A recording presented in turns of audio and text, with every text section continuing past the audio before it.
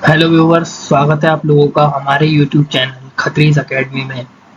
तो दोस्तों, आज की इस वाली वीडियो में हम लोग इंजीनियरिंग मैकेनिक्स सब्जेक्ट का statics of particle and rigid bodies chapter discuss करने वाले हैं। इस चैप्टर में लगभग लगभग जितनी भी चीज़ें हैं आरटीयू की सिलेबस के हिसाब से वो सब हमने इसमें इंक्लूड कर दी है। आपको ये वीडियो देखने के बाद किसी और वीडियो को देखने की ज़रूरत नहीं पड़ेगी। आप इसे एक तरीके से वन शॉट समझ सकते हैं। यहाँ पर आपको बिल्कुल प्रॉपर नोट्स के साथ हर कॉन्सेप्ट की अंडरस्टैंडिंग मिल जाएगी। तो चलिए अब हम लोग इस वीडियो को शुरू करते हैं। अगर आपको ये वीडियो पसंद आए तो इस वीडियो को लाइक करें, अपने दोस्तों के साथ शेयर करें और हमारे चैनल को सब्सक्राइब करें। तो चलिए वीडियो को शुरू करते हैं। हमारा फर्स्ट टॉपिक है फंडामेंटल लॉज ऑफ मैकेनिक्स। तो इसे मैं पहले आपको समझा देता हूँ, उसके बाद हम लोग इसे रीड कर लेंगे। तो यहाँ पर हमारे जो लॉज हैं न्यूटन के, वो होते हैं।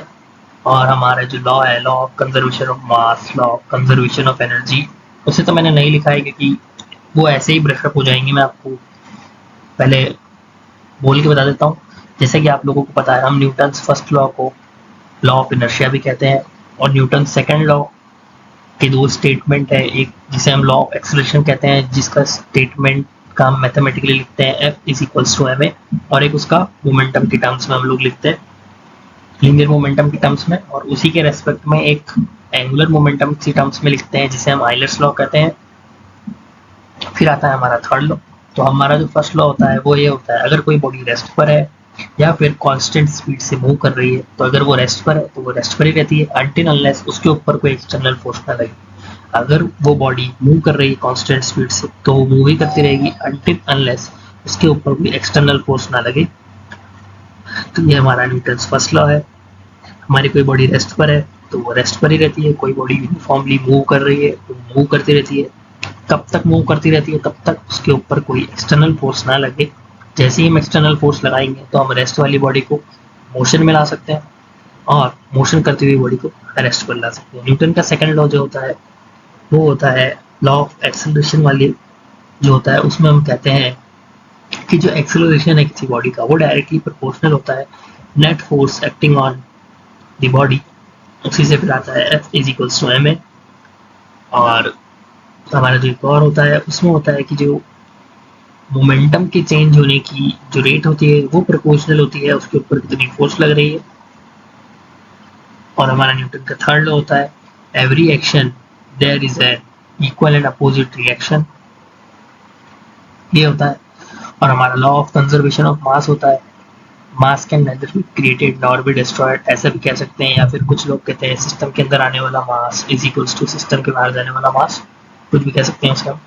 Law of conservation of energy, energy can neither be created nor be destroyed, it can transform to one form to another form, ये होता है।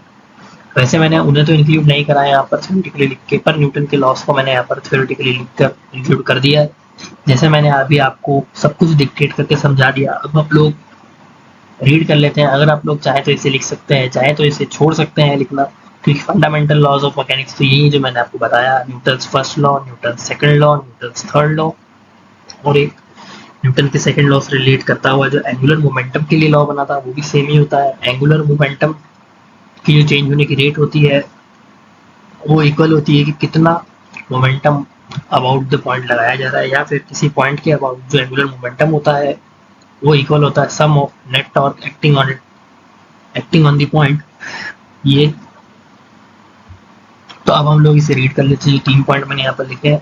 Newton first law, every body continue in its state of rest और uniform motion in a straight line unless it is acted upon by some external force.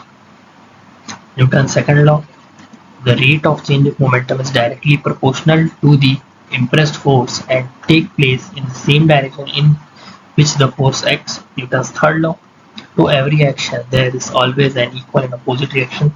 आपको यहाँ पर जो थोड़े words हैं वो थोड़े से अलग लगे होंगे।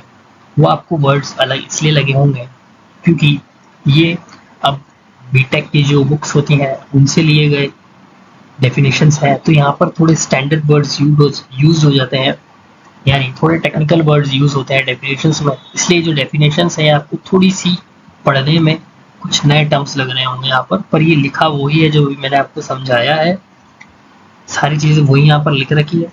और मैं आपकी सुविधा के लिए इसमें लास्ट में एक स्लाइड ऐड करूं जिसमें वो डेफिनेशंस लिखी होंगी। आप लोग मुझे कमेंट में बता देना अगर ऐड करनी है तो। अगर मैं इस वाली वीडियो में भूल जाता हूँ स्लाइड को ऐड करना जिसके अंदर दूसरे लॉस लिख रखे हैं और मैंने न्यूटन वाले नहीं, पर उन्हें रहने देते हैं, वो इतना ज़्यादा इंपॉर्टेंट तो है नहीं, पूछे वैसे जाते नहीं है, मैंने आपको डिक्टेट कर ही दिया, आप उससे उन्हें लिख लेना, मैं इसमें ऐड नहीं कर रहा हूँ। बाकी मैंने Newton's first law, Newton's second law, Newton's third law ये इसके अंदर ऐड कर दिए हैं और मैंने आपको डिक्टेट भी कर दिए हैं और यहाँ पर एक बार रीड करके बता दिए हैं जो टेक्निकल टेक्स्ट में लिखे हुए हैं बिल्कुल। अब हम लोग हमारे नेक्स्ट टॉपिक की तरफ बढ़ते हैं। ये जो था आपके पुराने टॉपिक्स को ब्रश अप करने के लिए था। इसके बाद वाला जो टॉपिक है वो शायद जिन्होंने जेई वगैरह की तैयारी करी होगी उन्होंने सुना हो, जिन्होंने नहीं करी उन्होंने शायद ना सुना हो। चलिए अब हम लोग हमारे नेक्स्ट टॉपिक पर बढ़ते हैं। हमारा नेक्स्ट टॉपिक है प्रिंसिपल ऑफ ट्रांसमिसिबिलिटी। पहले इसे हम पढ़ लेते हैं फिर मैं आपको इसे समझाता हूँ। It states if a force acts at any point on a rigid body, ये क्या है?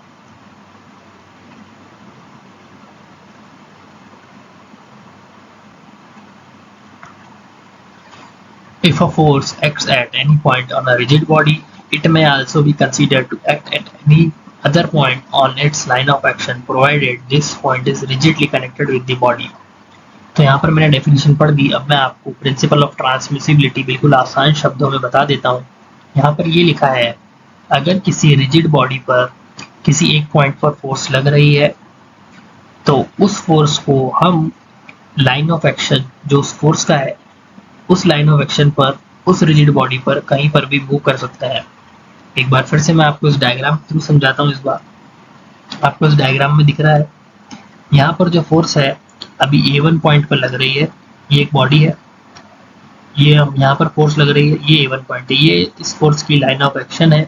यहाँ पर एक A2 पॉइंट, इसी सेम रिजिड बॉडी के ऊपर वो पॉइंट होना चाहिए। मैं आपको फिर से बताता हूँ, ये A1 पॉइंट है, यहाँ पर फोर्स लग रही है, ये इस फोर्स का लाइन ऑफ एक्शन है इसी बॉडी पर, ये A1 पॉइंट है जहां अभी फोर्स लग रही है, ये A2 पॉइंट है जो इसी लाइन ऑफ एक्शन पर है। तो हम A1 से फोर्स को हटाकर इसी बॉडी पर मूव करके A2 पॉइंट पर ला सकते हैं।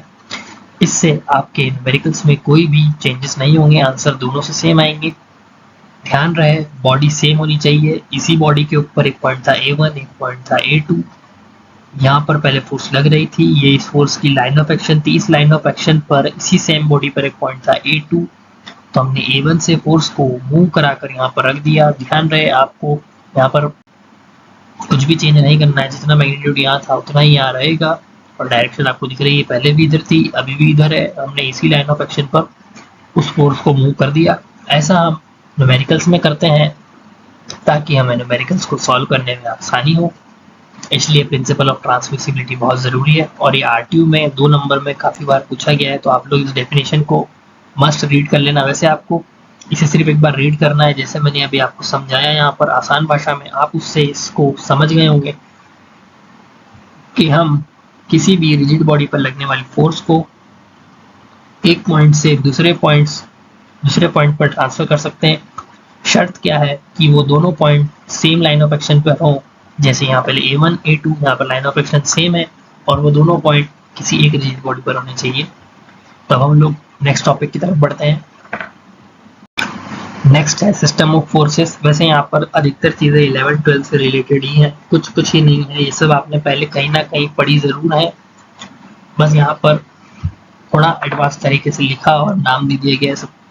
System of forces, when two or more forces act on a body they are called to form a system of forces. यानी दो या दो से ज़्यादा फोर्सेस जब किसी बॉडी पर एक्ट करती हैं तो उसे हम सिस्टम ऑफ फोर्सेस कह देते हैं। तो कितने तरह के सिस्टम बन सकते हैं आप देख लेते हैं। एक होता है कोप्लानर फोर्सेस सिस्टम, यानी line of action lie on the same plane, यानी दो या दो से ज्यादा फोर्स, जितनी भी फोर्सेस हों उन सबकी line of action same plane में होनी चाहिए। अगर मैं आपको इसे बनाकर दिखाऊं,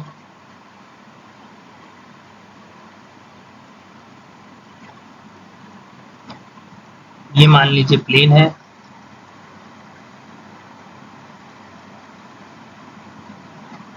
ये y है, ये z है।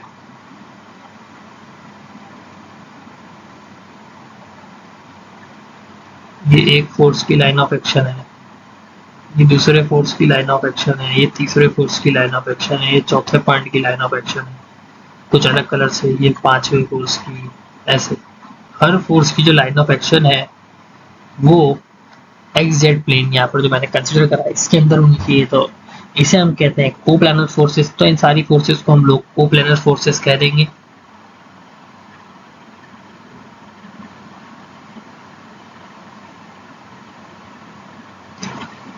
नेक्स्ट है collinear forces. Line of action lie on the same line, यानी यहाँ पर सेम प्लेन था, यहाँ पर सेम लाइन है।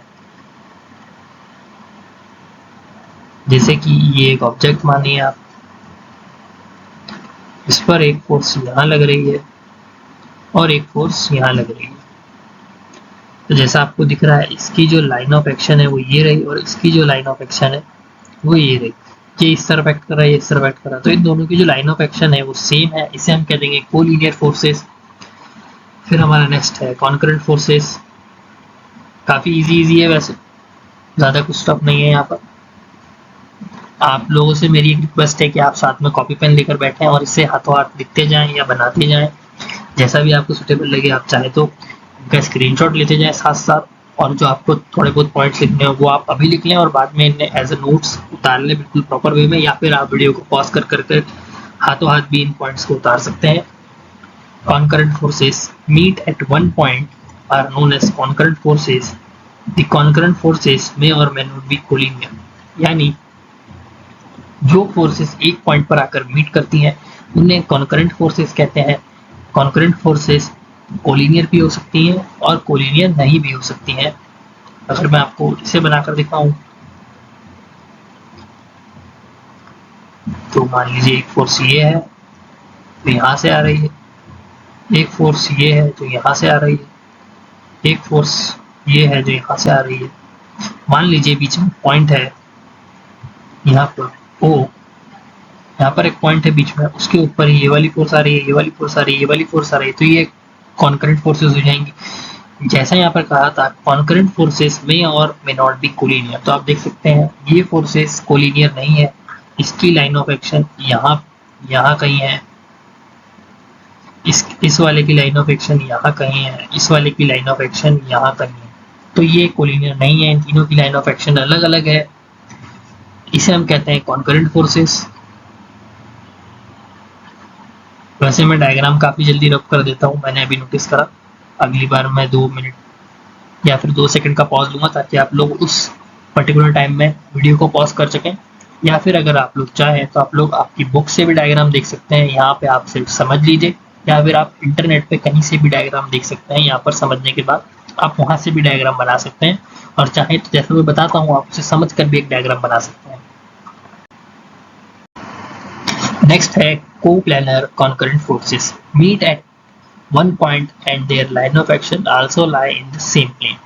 यानी जैसे मैंने आपके लिए पीछे डायग्राम्स बनाए थे, अब मैं यहाँ पर डायग्राम नहीं बना रहा हूँ।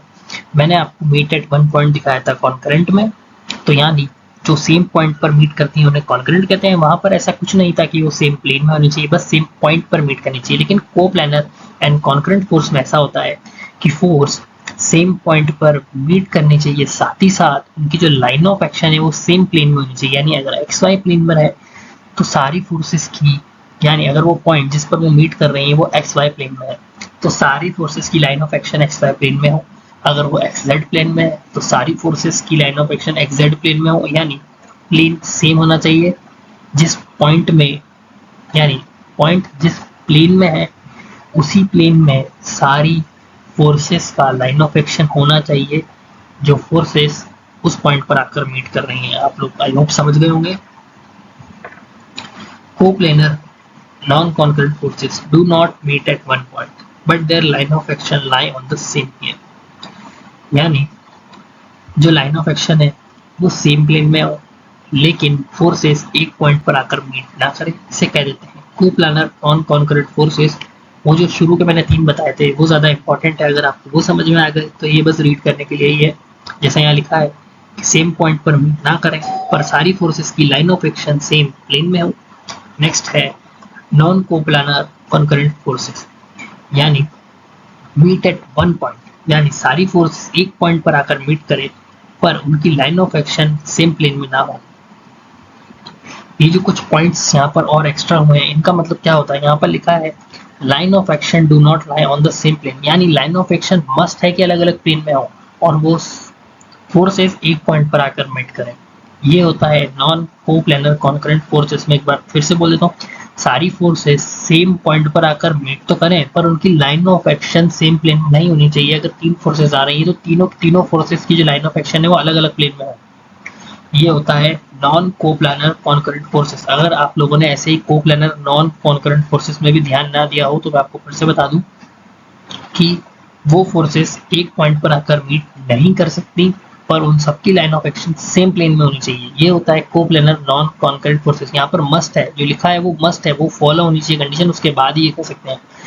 लास्टली है हमारे पास non coplanar non concurrent forces, यानी वो फोर्सेस सेम पॉइंट पर आकर मीट ना करे, do not meet at one point, and उनकी जो लाइन ऑफ एक्शन है वो भी सेम प्लेन में होनी चाहिए। ना तो वो एक पॉइंट पर आकर मीट कर सकती हैं, ना ही उनकी line of action same plane में हो सकती है, यानी वो अलग अलग पॉइंट्स पर मीट करेंगी और अलग अलग प्लेन में उनकी लाइन ऑफ एक्शंस होंगी। इसे कहते हैं non coplanar and non concurrent forces. I hope आपको ये सारे सिस्टम समझ में आ गए होंगे। सब कुछ ईजी ही था, जैसे मैं बोलता हूँ वैसे आपके समझ में आ जाना चाहिए डायरेक्टली। इन सबके डायग्राम आपको आपकी बुक्स में या फिर इंटरनेट पर मिल जाएंगे, या जैसे मैंने बताया आप उस तरीके से डायग्राम बना सकते हैं जैसे मैंने अभी आपको बताया है। ये सब आपको ये सारे मस्ट याद होने चाहिए क्योंकि इनसे आगे आपको न्यूमेरिकल्स करने में काफ़ी फ़ायदा होगा और अगर कोई थ्योरेटिकल क्वेश्चन आता है तो वो भी आप अटेम्प्ट कर सकते हैं। हमारा नेक्स्ट टॉपिक है रिजल्टेंट फोर्स। वैसे आपने 11-12 में पढ़ा होगा पर यहाँ पर एक बार इसे ब्रशअप करने के लिए हम लोग फिर से पढ़ लेते हैं। जैसा मैंने आपको बताया, हमने वीडियो में सारे चीज़ों को बिल्कुल एक पॉइंट वाइज नोट्स के हिसाब से जमाया है, तो आपको नोट्स की कोई टेंशन लेने की जरूरत नहीं है। इस वीडियो के साथ साथ इस चैप्टर के सारे नोट्स आपकी कंप्लीट हो जाएंगे। ये बिल्कुल वन शॉट है। तब हम लोग देख लेते हैं। If a number of forces P, Q, S, A, B, etc. are acting simultaneously on the particle, then it is possible to find out a single force which could replace them, that is, which would produce the same effect as produced by all the given forces. This single force is called resultant force. यानी आपको पता ही है, अगर किसी point पर बहुत सारे forces लग रहे हैं तो हम उन सब फोर्सेस को रिप्लेस कर एक सिंगल फोर्स से, जिसे हम रिजल्टेंट फोर्स कहते हैं, उससे रिप्लेस कर सकते हैं। ये जो रिजल्टेंट फोर्स होगी ये सेम इफेक्ट प्रोड्यूस करेगी जितना वो सारी फोर्सेस मिलके कर रही थी। वही यहाँ पर देख लेते हैं। Composition of forces, process of finding out the resultant force of a number of given forces, उसे हम कहते हैं कंपोजिशन ऑफ फोर्सेस। यहाँ पर आप सोच रहे होंगे कि मैंने ये इतनी बेसिक चीजें क्यों लिखी है। आपको पता नहीं होगा, पेपर में 2 नंबर में क्वेश्चन बन जाएगा what do you mean by composition of forces. तो क्वेश्चन बन सकता है वो एक टर्म से बन सकता है, तो उस टर्म का मतलब आप सोचेंगे कि ये क्या है, लेकिन उस टर्म का मतलब वही होगा जो आपको बचपन से तो नहीं 11th-12th में आपने पढ़ रखा होगा। बस उस पॉइंट का मतलब, उस टर्म का मतलब आप नहीं समझ पाएंगे, उससे आपके नंबर कट जाए कितना अजीब लगेगा। इसलिए जैसा दिया होता है ना सिलेबस में, उसके अकॉर्डिंग मैंने उन पॉइंट्स को कंसीडर करने की जरूर बिल्कुल कोशिश करिए कि मैं एक पॉइंट को कंसीडर करूँ। अगर किस पॉइंट से 2 नंबर का क्वेश्चन बन जाए और आप सोचे कि ये क्या है, वो आपको आता होगा लेकिन उस चीज़ के लिए टर्म यहाँ पर डाल दी गई है वो आपको नहीं पता होगी, तो उससे आपके नंबर कट सकते हैं। मेथड होता है एनालिटिकल और मेथड ऑफ रेजोल्यूशन। ये सब आपको आता है, आपने 11th-12th में पढ़ा है, पर फिर भी जैसा मैंने बोला आपके कॉन्सेप्ट्स को ब्रशअप करने के लिए यहाँ पर मैंने इन्हें ऐड करा। एनालिटिकल मेथड में होता है पैरेललोग्राम, लॉ ऑफ फोर्सेस। मैंने यहाँ पर जो हम डायग्राम बनाकर सॉल्व करते हैं ना, उसे ऐड नहीं करा है क्योंकि वो तो आपको आता होगा, पर मैंने एनालिटिकल मेथड इंक्लूड कर दिया है। Parallelogram, law of forces. If two forces acting simultaneously on a particle, they represented as the two adjacent sides of a parallelogram. यानी अगर किसी पार्टिकल पे 2 फोर्सेस लग रही हैं तो उन फोर्सेस को हम यहाँ पर पैरेललोग्राम की 2 एडजेसेंट साइड से रिप्रेजेंट करते हैं, और जो रिजल्टेंट होता है वो रिप्रेजेंट होता है उसी पैरेललोग्राम के डायगोनल से जो पास हो पॉइंट ऑफ इंटरसेक्शन से। यानी अगर पैरेललोग्राम की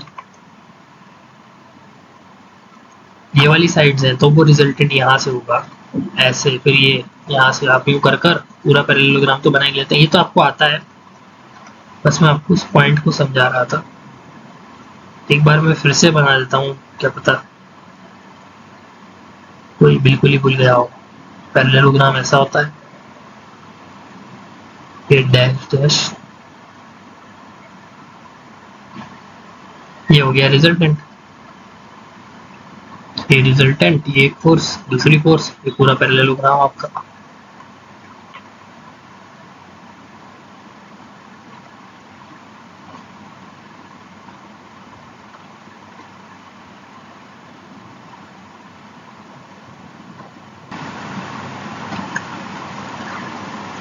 तो इसका जो स्टेटमेंट है, यानी मैथमेटिकली हम लिखते हैं रिजल्टेंट फोर्स होता है under root F1 square plus F2 square plus 2F1 F2 cos theta, या फिर इसे आपने 11th-12th में अधिकतर टीचर्स से लिखाते हैं a square plus b square plus 2ab cos theta tan alpha F2 sin theta divided by F1 plus F2 cos theta. और यहाँ पर F1 F2 क्या है, forces whose resultant is required to be found, यानी parallelogram की दो adjacent side जो हमने बनाई थी F1 F2। Theta angle between F1 and F2, theta angle between F1 and F2 है ये वाला, और जो tan अल्फा है ये होता है angle which is the resultant force makes with one of the force से F1, यानी F1 ये वाला जो है F1 के साथ है, यानी आपकी जो रिजल्टेंट फोर्स है वो आपकी जो F1 फोर्स थी ना उसके साथ जो एंगल बनाती है वो होगा F2 sin theta divided by F1 plus F2 cos theta. और अगर आपको यहाँ दूसरा निकालना है, यानी आपकी जो रिजल्टेंट फोर्स F2 के साथ बनाती है, मैं फिर से बता रहा हूँ, ये जो अल्फा यहाँ पर है ये F1 के साथ है, आप जिसे F1 बोलेंगे उसके साथ है, जिसे F2 बोलेंगे उसके साथ दूसरा वाला हो जाएगा। ये रिलेटिव टर्म है, आपको थोड़ा सा याद होगा। तो अगर यहाँ पर ये जो है tan अल्फा F1 के साथ और रिजल्टेंट के बीच में, यानी F1 और रिजल्टेंट के बीच में जो एंगल बनता है वो है tan अल्फा, तो यहाँ पर फॉर्मूला होगा F2 sin theta divided by F1 plus F2 cos theta. अगर यही tan अल्फा हम लोग कहते हैं कि रिजल्टेंट और F2 के बीच में बन रहा है, किसके बीच में बन रहा है, रिजल्टेंट और F2 के बीच में, तो यहाँ पर हो जाएगा F1 sin theta upon F2 plus F1 cos theta, यानी F1 F2 एक दूसरे से रिप्लेस हो जाएंगे, तो ये फॉर्मूला हो जाएगा रिजल्टेंट और F2 के बीच में। और यहाँ अभी जो फॉर्मूला लिख रखा है ये वाला, ये है F1 और रिजल्टेंट के बीच में। मैं फिर से बोल देता हूँ एक बार, tan अल्फा अगर आप बोल रहे हैं F1 फोर्स के और रिजल्टेंट के बीच में, तो ये सेम फॉर्मूला जो यहाँ लिखा है ये आएगा। और अगर आप लोग निकालना चाहते हैं रिजल्टेंट फोर्स और F2 के बीच में, तो यहाँ पर जो F1 F2 है ये रिप्लेस हो जाएंगे, यानी यहाँ आ जाएगा F1 sin theta divided by F2 plus F1 cos theta. I hope आप लोग समझ गए होंगे। वैसे ही मैं आपको बस ब्रश अप कर रहा हूँ, इसलिए मैंने इस वाले पॉइंट पर थोड़ा सा ज़्यादा फोर्स दिया, क्योंकि इसमें अभी तक भी बहुत सारों को कंफ्यूजन रहता है। आई होप वो कंफ्यूजन आपका मिट गया होगा। अगर आपका कंफ्यूजन नहीं मिटा है तो ऐसा हो सकता है आप हमारी इस वीडियो को फास्ट फॉरवर्ड करके देख रहे हैं, आप वीडियो को थोड़ा सा बैक लें और इस पर्टिकुलर पॉइंट के लिए जहाँ पर मैंने इसे डिक्टेट करा है, आप उस पर्टिकुलर सेक्शन को अपनी वीडियो को नॉर्मल पर लाकर देखें। बाकी आपके हिसाब से आप फास्ट फॉरवर्ड देखें या नॉर्मल देखें, वो आपकी सुविधा के हिसाब से। आपको लग रहा होगा कुछ ज़्यादा ही थ्योरी लिख रखी है मैंने, तो मैं आपको बता दूं, अगर आप अपना यूनिवर्सिटी एग्जाम देंगे तो वहाँ तो आपको थ्योरी ही लिखनी है, वहाँ ज़्यादातर क्वेश्चन थ्योरेटिकल आते हैं, न्यूमेरिकल का क्वेश्चन थोड़ा कम होता है।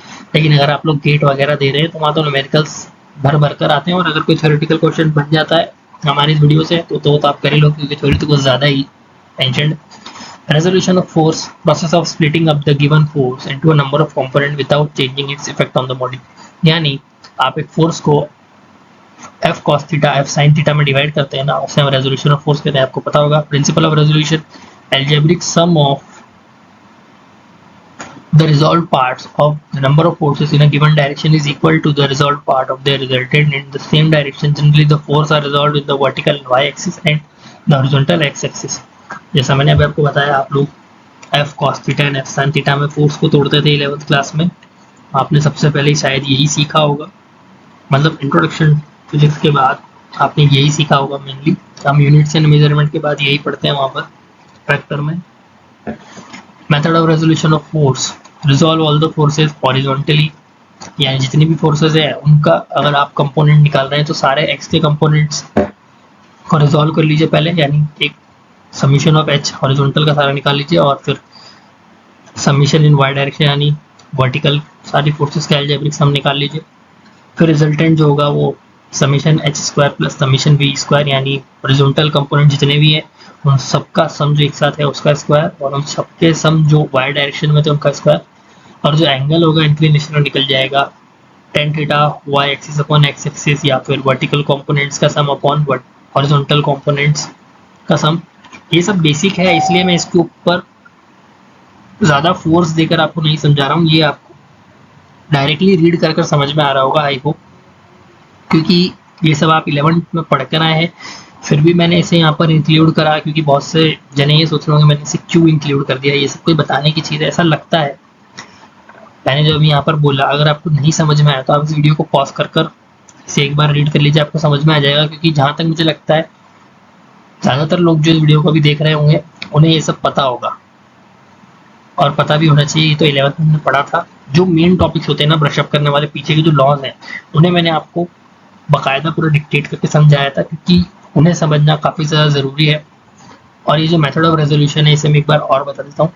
आपने जितने भी हॉरिजॉन्टल कंपोनेंट निकाले हैं उन सबका आप सम करिए, और आपने जितने भी वर्टिकल कंपोनेंट निकाले हैं उन सबका आप सम करिए, फिर उन दोनों का स्क्वायर करके अंडर रूट कर दीजिए, उससे रिजल्टेंट आ जाएगा। फिर जो वर्टिकल वाला था, ये वर्टिकल वाला है डिवाइड में हॉरिजॉन्टल वाले सारे सम है, ये होते हैं टेन थीटा के इक्वल। मैंने आपको एक बार और बता दिया अगर किसी की समझ में नहीं आया था। अब हम लोग नेक्स्ट स्लाइड की तरफ बढ़ते हैं। ये साइन कन्वेक्शन है, इस पर थोड़ा सा ध्यान देते हैं। जब आप लोग टेन थीटा निकालोगे ना तो आप वहां पर जो वैल्यूज हैं उन्हें कैंसिल मत करना। अगर ऊपर और नीचे नेगेटिव आ रहा है ना तो उसे नेगेटिव रहने देना, उसे कैंसिल करके प्लस मत करना। उससे क्या होता है कि आपका जो कैलकुलेटर है ना वो उसे कैंसिल कर देता है, उससे एरर आ सकती है। तो आपको यहाँ पर जब आप एंगल निकालेंगे तो आपको एक चीज़ ध्यान रखनी है, क्योंकि आपका जो कैलकुलेटर होगा वो ऊपर के नेगेटिव को नीचे के नेगेटिव को कैंसिल करके पॉजिटिव बना देगा। तो जो एंगल आएगा ना वो गलत आएगा आपके पास। वो कैसे, वो आपको न्यूमेरिकल से पता पड़ता है, पर फिर भी मैं यहाँ पर कोशिश करूंगा आपको पूरी तरीके से समझाऊं। यहाँ पर आपका y वाला यानी वर्टिकल वाला पॉजिटिव है। अगर आपका टेन थीटा में वर्टिकल पॉजिटिव होता है तो आपका जो एंगल है वो 0 से 180 डिग्री के बीच में आना चाहिए। याद रखना 0 से 180 डिग्री के बीच में। ये जो मैंने यहाँ पॉइंट्स लिखे ना ये आपको काफ़ी ज़्यादा हेल्प करेंगे, क्योंकि जब आप कैलकुलेटर से कैंसिल आउट करेगा ना तो आपका आंसर कुछ और दिखाएगा, लेकिन आपको ये पॉइंट्स याद रखने होंगे कि वो एंगल इसके बीच में ही आना चाहिए। जब आपका वर्टिकल नेगेटिव हो तो आपका जो रिजल्टेंट है वो 180 डिग्री टू 360 डिग्री आएगा। आपसे याद रखना कि आपका वर्टिकल नेगेटिव हो, क्योंकि ऐसा हो सकता है कि आपका हॉरिजॉन्टल नेगेटिव हो और उसका नेगेटिव आपका कैलकुलेटर ऊपर की तरफ ले ले, उससे फिर वो आंसर इसके बीच में नहीं देगा। वो आंसर सॉरी अगर आपका वर्टिकल पॉजिटिव है, माना आपका वर्टिकल पॉजिटिव है और आपका हॉरिजॉन्टल नेगेटिव, तो आपके कैलकुलेटर क्या करेगा, इस वाले नेगेटिव को मैं आपको समझाता हूँ। अगर लिखा है टेन, चलो इसे छोड़ दो, टेन थीटा लिखा है और ऊपर जो टर्म है 12, मान लीजिए 12 वो पॉजिटिव है, लेकिन नीचे वाली टर्म जो है 16 ये नेगेटिव है। तो आपने जनरली क्या देखा है, मैथमेटिक्स में क्या करते हैं, माइनस को ऊपर ले लेते हैं। अब आपका नेगेटिव क्या था, एक्चुअली में आपका नेगेटिव क्या था, कलर चेंज करता हूँ। एक्चुअली में आपका नेगेटिव क्या था, आपका समीशन एच जो है वो नेगेटिव था, यानी नीचे वाली टर्म नेगेटिव थी। तो आपका जो आंसर है वो आना चाहिए 90 डिग्री से लेकर 270 डिग्री के बीच में, एज पर दिस, समझे आप। लेकिन आपकी कैलकुलेटर ने इस नेगेटिव को ऊपर ले लिया, इतनी नेगेटिव कौन सा हो गया, ये वाला। अब इसने नेगेटिव को ऊपर ले लिया तो इसके नेगेटिव के अकॉर्डिंग वो आपको जो आंसर देगा वो आंसर आएगा 180 डिग्री से 360 डिग्री के बीच में, समझे आप। आपका आंसर 90 डिग्री से 270 डिग्री के बीच में इस वाले से आना चाहिए था, लेकिन अब आपका आंसर इसमें आएगा। लेट सपोज आपके दोनों नेगेटिव थे, तो ये नेगेटिव नेगेटिव कैलकुलेटर के थ्रू कैंसिल हो गया, या फिर आपने कैंसिल कर दिए। अब यहाँ पर नेगेटिव नहीं है, अब ये दोनों पॉजिटिव है, ये भी पॉजिटिव है, ये भी पॉजिटिव है। तो आपका जो आंसर है वो या तो 0 से 180 डिग्री के बीच में आना चाहिए, या 0 से 90 के बीच में, या फिर 270 से 360 के बीच में। लेकिन आपके एक्चुअली में थे तो दोनों नेगेटिव ना, कैंसिल होकर पॉजिटिव हो गए। तो अब आपके जो कैलकुलेटर में वो पॉसिबिलिटी की या तो आंसर आपका, मैंने अभी जो आपको बताया उसमें आपका कैलकुलेटर आंसर देगा, लेकिन आपके एक्चुअली में दोनों नेगेटिव थे, तो आपका आंसर कहाँ आना चाहिए, इसके अकॉर्डिंग 180 से 360 डिग्री के बीच में, और इसके अकॉर्डिंग 90 से 270 डिग्री के बीच में। तो आपको किसी भी नेगेटिव को कैंसिल नहीं करना है यहाँ पर। अगर दोनों नेगेटिव है कैंसिल नहीं करना, और अगर नीचे वाला नेगेटिव था ऊपर वाला पॉजिटिव था, तो आपको इस रिलेशन को याद रखना होगा, इसके अकॉर्डिंगली आपके आंसर आएंगे। मैं इसके ऊपर एक न्यूमेरिकल आपको सॉल्व करा दूंगा इस वीडियो में, तो नहीं, सेपरेटली। जब आप इस वीडियो को देख रहे हैं तो शायद वो वीडियो अपलोड ना हुई हो। अगर आप इस वीडियो को अपलोड होते ही देख रहे हैं तो आपको शायद वो न्यूमेरिकल वाली वीडियो ना मिले, लेकिन इसके 1-2 दिन बाद, अगर आप इस वीडियो के अपलोड होने के बाद देख रहे हैं, जैसे कि ये वीडियो जिस दिन अपलोड होती है उसके 2-3 दिन बाद आप इस वीडियो तक पहुंचे, तो आपको न्यूमेरिकल हमारे चैनल पर मिल जाएगा। उस न्यूमेरिकल में आपको इस चीज़ को मैं और अच्छे से एक्सप्लेन कर दूंगा, क्योंकि ये नेगेटिव पॉजिटिव की वजह से आपका कैलकुलेटर कुछ और आंसर देता है, जैसा मैंने आपको बताने की कोशिश करी, एक्चुअली में आंसर कुछ और होता है। वो मैं आपको उस सेपरेट न्यूमेरिकल के साथ समझाऊंगा, क्योंकि ये साइन कन्वेक्शंस बहुत ज़्यादा ज़रूरी है। सबसे ज़्यादा आपकी जो मिस्टेक होगी ना, मैं सबसे ज़्यादा टाइम इस छोटी स्लाइड पे क्यों ले रहा हूँ, क्योंकि आपकी सबसे ज़्यादा न्यूमेरिकल को सॉल्व करने में जो मिस्टेक होगी वो यहीं पर होंगी जब आप एंगल निकालेंगे। तो यहाँ साइन कन्वेक्शन जो है, इसे आप ज़रूर याद करना, इसे आप मेक श्योर लिख लो। इस वाली स्लाइड को फास्ट फॉरवर्ड कर फटाफट निकाल कर इस पर स्किप करने की कोशिश मत करना, बहुत बड़ी मिस्टेक हो सकती है आपके साथ। आप पूरा न्यूमेरिकल सॉल्व सही करके आओगे और फाइनल में आपका जो आंसर आएगा वो गलत आएगा। क्यों? इन साइन कन्वेक्शंस की वजह से। ये जो है, ये एंगल में बहुत ज़्यादा वेरिएशन ले आते हैं, आपके आंसर्स गलत आ सकते हैं, तो आप लोग इसके ऊपर ज़रूर से ध्यान रखना। इस वाली स्लाइड पर हमने, लगता है मेरे हिसाब से 5-1 मिनट तक तो बोल दिया है यहाँ पर, कोई बात नहीं, 2-5 मिनट ज़्यादा लगे, लेकिन समझ में सब आना चाहिए। आप लोग इसे पॉज कर देख लें। और जैसा मैंने आपको नीचे भी समझाने की कोशिश करी, आप जब कोई न्यूमेरिकल अगर अभी आप कर रहे हैं तो आप वहाँ पर नोटिस करना, आपको अंतर मिलेगा। आपने जो सॉल्व करा होगा कैलकुलेटर से और आपकी बुक में जो होगा उसमें वेरिएशन आ सकता है, क्योंकि वो इसी की वजह से आता है वेरिएशन। सबसे ज़्यादा प्रॉब्लम इसकी न्यूमेरिकल समझ आती है वो यहीं से आती है, कि आपका जो कैलकुलेटर है वो नेगेटिव को कैंसिल करके पॉजिटिव बना देता है, फिर आंसर यहाँ कहीं लाया हो जाता है, लेकिन एक्चुअली में आंसर यहाँ कहीं होना चाहिए था। बस यही एक प्रॉब्लम है इसके न्यूमेरिकल्स में, सबसे ज़्यादा गलतियाँ यही होती है। इस पॉइंट को मेक श्योर ध्यान रखना, मैं इतना ज़्यादा फोकस क्यों दे रहा हूँ, यही गलतियाँ होंगी। तो यहाँ पर ट्रायंगल लॉ और पॉलीगन लॉ भी है, इसे रीड आप कर लेना, मैं आपको समझा देता हूँ। लेट सपोज एक पार्टिकल पर लगने वाला 2 फोर्सेस है, एक है F1 एक है F2, तो उन दोनों को हम सेम ऑर्डर में ट्रायंगल की 2 साइड से बताएंगे और अपोजिट ऑर्डर में ट्रायंगल की तीसरी साइड से रिजल्टेंट आ जाएगा। यानी ये मान लीजिए F1 है, जहां पर इसका हेड है यहाँ से F2 शुरू होगा और यहाँ खत्म हो गया, ये दोनों हो गए सेम ऑर्डर में, यानी F1 F2 ट्रायंगल की 2 साइड्स। और इस ट्रायंगल को कंप्लीट करने के लिए जो थर्ड साइड आएगी ये अपोजिट ऑर्डर में आएगी और ये होगा रिजल्टेंट। अगर ये उल्टी आती, यानी यहाँ पर इस वाली का टेल होता और यहाँ पर हेड होता, तो ये सेम ऑर्डर हो जाता, पर ये अपोजिट ऑर्डर है। मैं आपको इसे बनाकर दिखा देता हूँ एक बार और।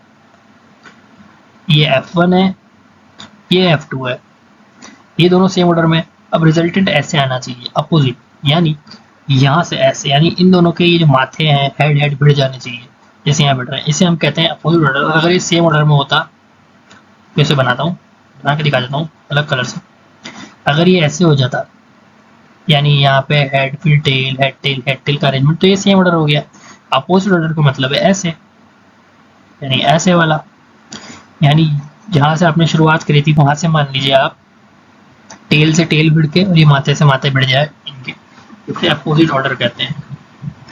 जो आपको यहाँ पर दिख ही रहा होगा, ये लॉ ऑफ ट्रायंगल है। और पॉलीगन भी सेम होता है, यानी कितनी भी साइड हो पॉलीगन की उन सबको सेम ऑर्डर में रख दो, वो सारी फोर्सेस हो जाएंगी। यानी पॉलीगन की जितनी भी साइड्स हैं उन्हें सेम ऑर्डर में सारी फोर्सेस जो एक पार्टिकल पर लग रही हैं अरेंज करते जाओ, तो जो क्लोजिंग वेक्टर होगा जिससे हमारा पॉलीगन बंद होकर पूरा पॉलीगन बनेगा, उसे अपोजिट ऑर्डर में रखना, तो वो हमारा रिजल्टेंट होगा। यानी ये एक फोर्स एक साइड पॉलीगन की, दूसरी, तीसरी, चौथी, जितनी हो 4, 5, 6, उन सबको सेम ऑर्डर में रखते जाओ फोर्सेस को जो पार्टिकल पे लग रही है। और जो क्लोजिंग वेक्टर होगा जिससे हमारा पॉलीगन क्लोज होगा, उसे अपोजिट ऑर्डर में हम रखेंगे और ये हमारा रिजल्टेंट होगा।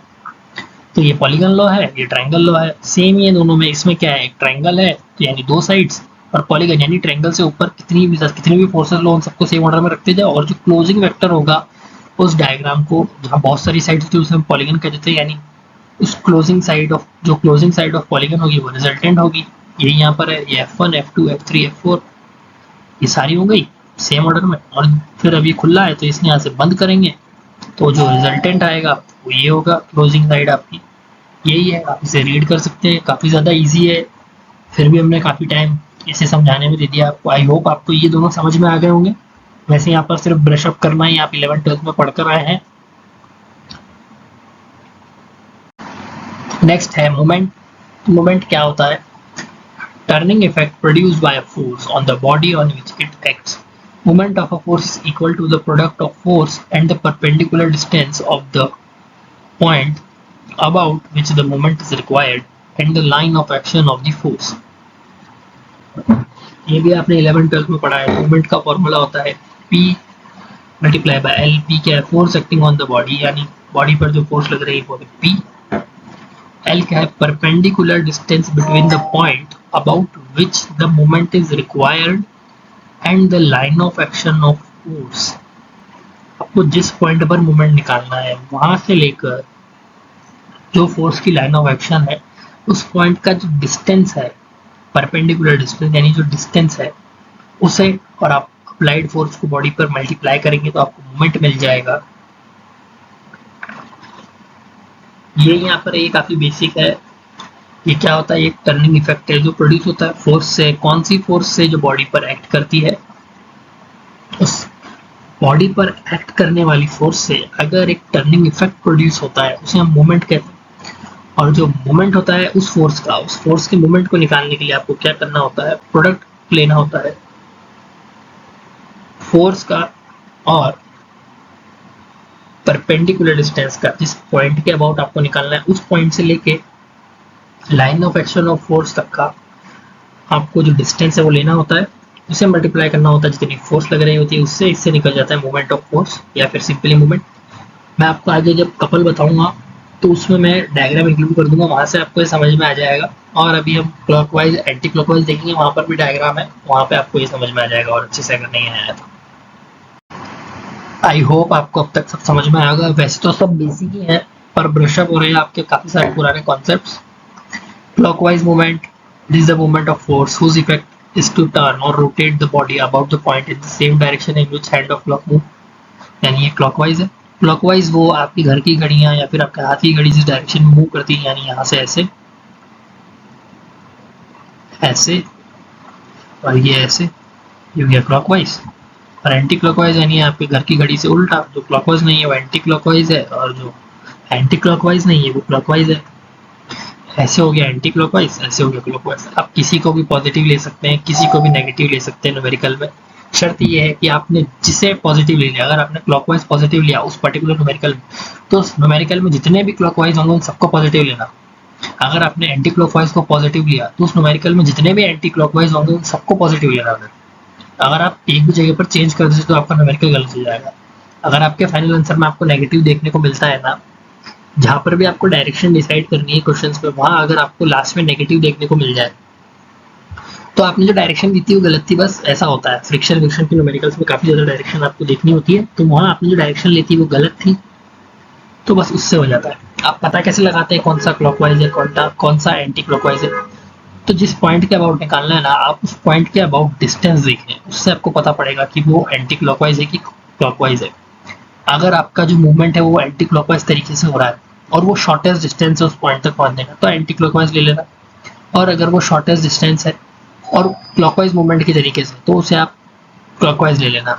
मैं आपको इसे एक दूसरी स्लाइड पर करके दिखाऊंगा कि एंटी क्लॉकवाइज क्लॉकवाइज कैसे डिसाइड हो जाता है. बाकी मोमेंट भी आपको यहाँ से समझ में आ गया होगा, इसे आप रीड कर सकते हैं. मैं चलो आपको यहाँ पर करके दिखा देता हूँ. लेट सपोज किस पे ले, हम इस पे ले लेते हैं. मान लीजिए ये जो पॉइंट है, ये मैंने थोड़ी एक लाइन खींच दूँ ताकि आपको पॉइंट समझ में आए. यहाँ पे कोई पॉइंट है, कलर कौन सा नहीं पॉइंट का, यहाँ पर ये पॉइंट है. अब इस पॉइंट पर आप लोग मोमेंट निकालेंगे, इसे आप एक बीम समझ लीजिए अभी के लिए. इस पॉइंट पर आप मोमेंट निकालने वाले, इसे बीम समझ लीजिए. तो ये वाला जो है ना, ये यहाँ पर क्लॉकवाइज है कि एंटी क्लॉकवाइज. आप इसे यहाँ से ऐसे लाइए, इसके माथे से ऐसे लाओ इस पॉइंट तक. एक ये डिस्टेंस हो सकता है और एक ये क्लॉकवाइज तरीके से, और आप एक बार ऐसे घुमा कर लाओ, एक यहाँ से ऐसे घूम कर आएगा. तो ये देखो ये कितना लंबा पाथ है और ये कितना छोटा पाथ है. ये क्या है? एंटी क्लॉकवाइज के जैसे मूव कर रहा हूँ तो इतना लंबा पाथ ट्रेवल कर रहा हूँ, और क्लॉकवाइज के जैसे यहाँ से निकल के मूव कर रहा हूँ इतना छोटा पाथ. तो इस वाले को आपको क्लॉकवाइज लेना है. जो क्लॉकवाइज मूवमेंट होता है सारा is equals to anti clockwise movement for a static body. यानी बॉडी स्टैटिक में और आप मूवमेंट कैलकुलेशन कर रहे हो तो जितना भी क्लॉकवाइज होता है वो सबका सम इज इक्वल्स टू जितना भी एंटी क्लॉकवाइज होता है. यानी समीशन m जीरो, यानी summation of moment is zero, यानी sum of all the moment is zero. पता होगा आपको वैसे। और अब हम इस पॉइंट के हिसाब से देखते हैं। पहले मैं इसे रब कर देता हूँ, वो पॉइंट भी रब हो गया। यहाँ पर हमारा पॉइंट था। अब हम यहाँ से आते हैं, इस वाले पॉइंट से आते हैं। ये मैं आपको कैलकुलेशन के लिए बता रहा हूँ, बाकी मूवमेंट की डायरेक्शन मैंने आपको बता दी। क्लॉकवाइज जो क्लॉक के जैसे मूव करे, एंटी क्लॉकवाइज जो एंटी क्लॉकवाइज के जैसे मूव ना करे। अब अगर हम इस वाली फोर्स को देखें कि इस पॉइंट पर ये क्लॉकवाइज होगा कि एंटी क्लॉकवाइज होगा, एक बार आप यहाँ से लाइए ना, एक पाथ ये हो गया, एक बार यहाँ से लाइए, एक पाथ ये हो गया। तो आप इसमें नोटिस करेंगे कि यहाँ से यहाँ आने में जो क्लॉकवाइज वाला पाथ है वो छोटा है, तो ये मूवमेंट भी क्लॉकवाइज है। और यहाँ से यहाँ आने में ये पाथ बड़ा है, तो ये एंटी क्लॉकवाइज नहीं है। ये वाला मूवमेंट भी क्लॉकवाइज था, ये वाला मूवमेंट भी, यानी इस पॉइंट पर आने वाले इस फोर्स का और इस फोर्स का दोनों का मूवमेंट जो है वो क्लॉकवाइज है, क्योंकि शॉर्टेस्ट पाथ है। आई होप आपको ये पाथ वाला कॉन्सेप्ट भी समझ में आ गया होगा। मैंने इसको एक बीम कंसीडर करके आपको बताया कि अगर दो फोर्सेस लग रही हैं तो कैसे क्लॉकवाइज कैसे एंटी क्लॉकवाइज आप डिसाइड करेंगे। अब हम लोग कपल देख लेते हैं। कपल क्या होता है? दो सेम मैग्नीट्यूड की फोर्सेस लगती हैं अपोजिट डायरेक्शन में। समझ गए आप? दो सेम मैग्नीट्यूड की अपोजिट डायरेक्शन में फोर्स लगती है। इसे रीड कर लेते हैं, pair of two equal and unlike parallel forces. यानी पेयर यानी दो फोर्सेस, दो फोर्सेस लगेगी, वो अनलाइक नहीं चाहिए, यानी उन दोनों का मैग्नीट्यूड सेम होना चाहिए और उन दोनों की जो लाइन ऑफ एक्शन है वो पैरेलल होनी चाहिए और अपोजिट डायरेक्शन में हो। यानी एक अगर ऊपर लग रही है तो उसी के पैरेलली एक नीचे लगे, दोनों का मैग्नीट्यूड सेम हो, डायरेक्शन अपोजिट हो, दोनों की लाइन ऑफ एक्शन पैरेलल हो, यानी एक इधर है एक इधर है, एक ऊपर लग रही है एक नीचे लग रही है। समझ गए आप? Couple is unable to produce any translation motion, यानी कपल में प्योर रोटेशन मोशन मिलता है, कोई ट्रांसलेटरी मोशन नहीं मिलता है, क्योंकि दोनों फोर्स इक्वल है ना, तो वो सिर्फ रोटेट कराती है। यहाँ पर कोई ट्रांसलेशन नहीं होगा, एक प्योर रोटेशन मिलता है आपको, उसे कपल कहते हैं। Example of couple, force applied to the key of a lock while locking और अनलॉकिंग, इसका एग्जाम्पल है। ये थोड़ा गौर करने वाला पॉइंट है, इससे 2 नंबर में क्वेश्चन आ सकता है। आर्म ऑफ कपल क्या होता है? Perpendicular distance A between the line of action of the two equal and opposite parallel forces. जैसे कि मैंने आपको बताया था, मैं कपल आपको दिखाता हूँ पहले। आर्म ऑफ कपल क्या है? ये जो डिस्टेंस है ना, ये जो है डिस्टेंस, परपेंडिकुलर डिस्टेंस ए, यानी ये एक फोर्स है, ये एक फोर्स है। देख सकते हैं दोनों का मैग्नीट्यूड पी है, एक नीचे लग रही है एक ऊपर लग रही है। इसकी लाइन ऑफ एक्शन यहाँ बनेगी, इसकी लाइन ऑफ एक्शन यहाँ, दोनों लाइन ऑफ एक्शन पैरेलल है, दोनों का मैग्नीट्यूड सेम है। एक ऊपर डायरेक्शन में लग रहा है, उसके अपोजिट डायरेक्शन में लग रहा है नीचे, तो ये कपल हो गया, जिससे प्योर रोटेशन। इन दोनों के बीच में जो डिस्टेंस है ना, दोनों पैरेलल अनलाइक फोर्सेस के, यानी दोनों अलग अलग डायरेक्शन में है। ये दोनों जो पैरेलल फोर्सेस है, इन दोनों के बीच में डिस्टेंस है ना, ये इसे हम कहते हैं आर्म ऑफ कपल। ये 2 नंबर में पूछा जा सकता है, तो इससे आप लोग जरूर याद रखना, क्वेश्चन आ जाएगा what do you mean by arm of couple. तो आर्म ऑफ कपल यानी perpendicular distance between the line of action of the two equal and opposite, यानी एक ऊपर एक नीचे पैरेलल फोर्सेस, ये दोनों पैरेलल है। समझ रहे हैं आप? पैरेलल, इसकी लाइन ऑफ एक्शन ये, इसकी लाइन ऑफ एक्शन ये, दोनों की लाइन ऑफ एक्शन पैरेलल है। Moment of couple, the moment of couple is the product of the force, one of the force of the two equal opposite parallel force, यानी या तो ये ले लो या ये ले लो, और इन दोनों के बीच का परपेंडिकुलर डिस्टेंस जो दिख रहा है। मूवमेंट में मैंने आपको बताया था ना, परपेंडिकुलर डिस्टेंस, वो भी ऐसा ही होता है मूवमेंट में। मूवमेंट में वैसे दोनों फोर्सेस अलग अलग हो सकती हैं, दोनों फोर्सेस सेम है तो उसे हम लोग कपल कहते हैं। दोनों फोर्सेस अलग अलग है और एक मूवमेंट आ रहा है तो उसे हम लोग मूवमेंट ऑफ फोर्स कह देते हैं। दोनों लगभग सेम है, बस कपल में प्योर रोटेशन है और मूवमेंट में ऐसा नहीं है। And the arm of couple पर था, जैसे moment of couple is the product of force, one of the force of the two equal and opposite parallel forces and the arm of couple, यानी एक ये फोर्स और ये arm of couple यानी P into A. Moment of couple P into A, P क्या है? Magnitude of the force, या तो ये है कोई सा भी ले लो। आर्म ऑफ कपल यानी परपेंडिकुलर डिस्टेंस, जिसे हम आर्म ऑफ कपल कहते हैं। आर्म ऑफ कपल आप लोग याद रखना, मैं फिर से कह रहा हूँ, इसे याद रखना, 2 नंबर में आ जाता है। कंफ्यूज होते हो, आर्म ऑफ कपल क्या है? कुछ नहीं है, डिस्टेंस है। अब कपल में जो है क्लासिफिकेशन है clockwise couple, couple whose tendencies to rotate the body on which it act in a clockwise direction, यानी ऐसे क्लॉकवाइज जो मैंने आपको बताया था, इसे हम पॉजिटिव कपल कहते हैं। यहाँ पर इसे हम पॉजिटिव कपल कहते हैं। और anti clockwise couple whose tendency is to rotate the body on which act in an anti clockwise direction, यानी ऐसे anti clockwise such couple is called negative couple, इसे हम नेगेटिव कपल कहते हैं, इसे हम पॉजिटिव कपल कहते हैं। मैंने आपको बता दिया, काफी इजी था क्लासिफिकेशन कपल्स का। Characteristics of a good couple, वैसे तो ये आने के चांस कम है, पर फिर भी एल्जेब्रिक सम जो होता है फोर्सेस का, कॉन्स्टिट्यूटिंग दी कपल, यानी जिनसे कपल बनता है, जिन फोर्सेस से कपल बनता है उन फोर्सेस का जो सम है वो जीरो होना चाहिए, क्योंकि ऊपर जो है वो पी है, नीचे जो है वो पी है, एक डायरेक्शन ऊपर है, एक डायरेक्शन नीचे है, तो दोनों का जो हम सम करेंगे तो कैंसिल आउट हो जाएगा, ऐसे जीरो होना चाहिए। यानी the algebraic sum of the forces constituting the couple is zero. Constituting का मतलब मैं फिर से बता दूं, जिन फोर्सेस से मिलके कपल बना है, इसके लिए टर्म है यहाँ पे, यानी जिन फोर्सेस से मिलकर कपल बनता है उनका सम जीरो होना चाहिए, इसलिए कॉन्स्टिट्यूटिंग यानी जिनसे मिलकर बना है, ठीक है। Algebraic sum of the moment of the forces constituting the couple about any point is the same and equal to the moment of couple itself. यहाँ पर भी वही है, सेम है। एल्जेब्रिक सम जो होता है मोमेंट ऑफ फोर्सेस का, यानी अलग अलग मोमेंट्स जो है जिनसे मिलकर कपल बना है, कपल मूवमेंट से बन सकता है, मान लो ना बहुत सारे फोर्सेस लग रहे हैं, ऐसा किसी भी पॉइंट के अराउंड सेम होता है मूवमेंट ऑफ कपल के। आप जो कपल है उसे मूवमेंट कह सकते हो ना, इसलिए ये वाला पॉइंट आया है।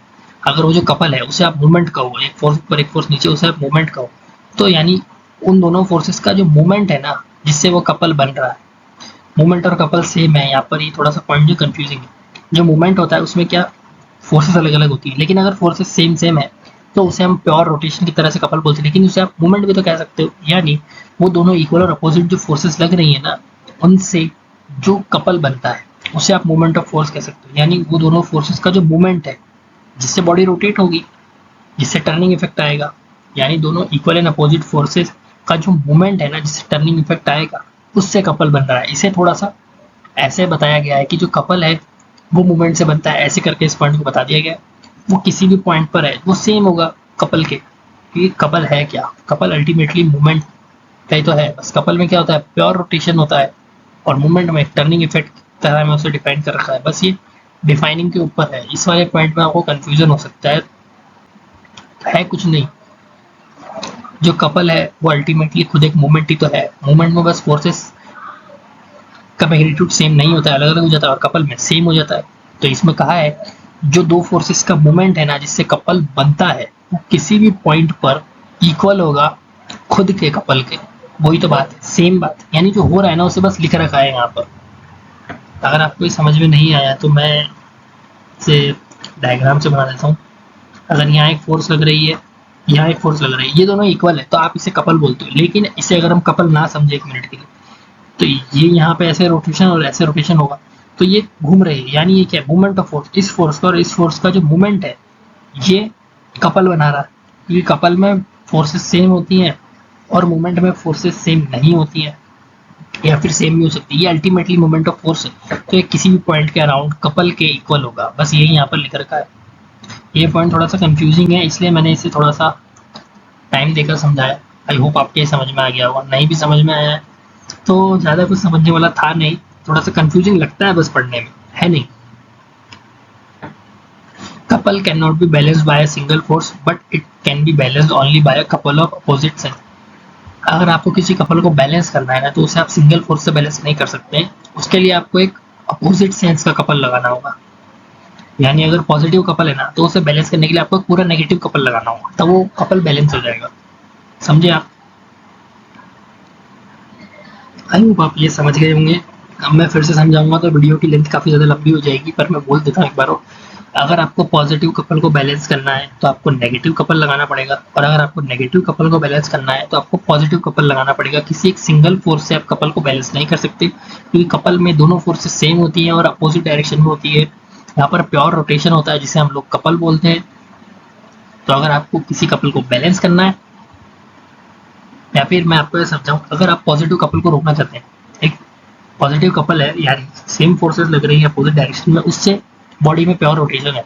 अगर आपको उस प्योर रोटेशन को रोकना है ना, बॉडी को रेस्ट पर लाना है, तो आप एक सिंगल फोर्स लगाएंगे ना अपोजिट डायरेक्शन में, तो उससे वो नहीं रुकेगा। अगर पॉजिटिव कपल की तरीके से वो बॉडी रोटेट कर रही है, तो आपको पूरा नेगेटिव कपल लगाना पड़ेगा, फिर वो बॉडी रेस्ट पर आ जाएगी। अगर आप उस बॉडी को पकड़कर घूमना चाहते हैं तो आपको एक अपोजिट सेंस का कपल लगाना पड़ेगा, यानी पॉजिटिव तरीके से रोटेट करिए तो आप नेगेटिव तरीके का कपल वहां लगाइए, तो पूरी बॉडी स्टेशनरी हो जाएगी। आई होप आपको अब ये समझ में आ गया होगा।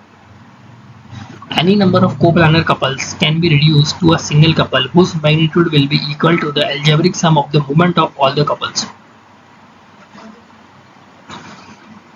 जितने भी कोप्लानर कपल्स लगने हैं, कोप्लानर का मतलब सेम प्लेन में, उन्हें हम एक सिंगल कपल से बता सकते हैं जिनका मैग्नीट्यूड जो है वो इक्वल होगा सारे कपल्स का जो मोमेंट है उसके। यानी अगर एक सेम प्लेन में बहुत सारे कपल्स लग रहे हैं ना, क्योंकि कपल्स में क्या होता है, फिर से कपल्स में मैग्नीट्यूड ऑफ फोर्स सेम होता है एंड डायरेक्शन अपोजिट होती है, यानी जितने भी कपल्स लग रहे होंगे ना उन सब में मैग्नीट्यूड सेम होगा फोर्सेस का। तो आप सारी फोर्सेस को सम कर यानी मैं अगर आपको कहूँ आप सारे कपल्स को सम कर एक सिंगल कपल से बता सकते हैं उस प्लेन में लगने वाले सारे कपल्स को। आई होप आपके ये पॉइंट समझ में आ गया होगा। कोप्लानर का मतलब है, कोप्लानर कपल्स का मतलब एक प्लेन में लगने वाले सारे कपल्स में क्या होता है, फोर्स इक्वल होती है लेकिन अपोजिट डायरेक्शन में होती है। तो जितने भी कपल्स एक प्लेन में लग रहे हैं उन सबको सम कर आप एक सिंगल कपल से बता सकते हैं। वो यहाँ पर लिख रखा है algebraic sum of the moments of all the couples, किसी एक कपल से आप बता सकते हैं सेम प्लेन में लगने वाले कपल्स को।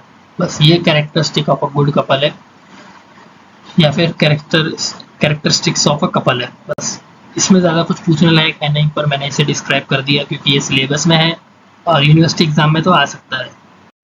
ये आरटीयू में काफ़ी बार पूछा गया है 2 नंबर में स्टेटमेंट, वेरिंगटन्स थ्योरम क्या होती है, या फिर वेरिंगटन्स प्रिंसिपल ऑफ मोमेंट।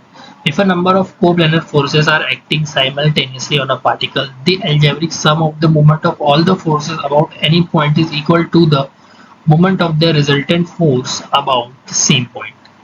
यानी अगर बहुत सारी कोप्लेनर फोर्सेस लग रही हैं किसी पार्टिकल पर, तो जो अलजेब्रिक सम होगा सारे मोमेंट्स का, यानी हर कोप्लेनर फोर्स का जो सेट है या फिर हर कोप्लेनर फोर्स जो है उससे जो मोमेंट क्रिएट हो रहा है, यानी algebraic sum of the moment of all the forces, जितनी भी कोप्लेनर फोर्सेस है उन सबसे जो मोमेंट बनेगा ना, उन सबके मोमेंट्स का जो सम है वो किसी भी पॉइंट पर, उस बॉडी में किसी भी पॉइंट पर इक्वल होगा moment of their resultant force.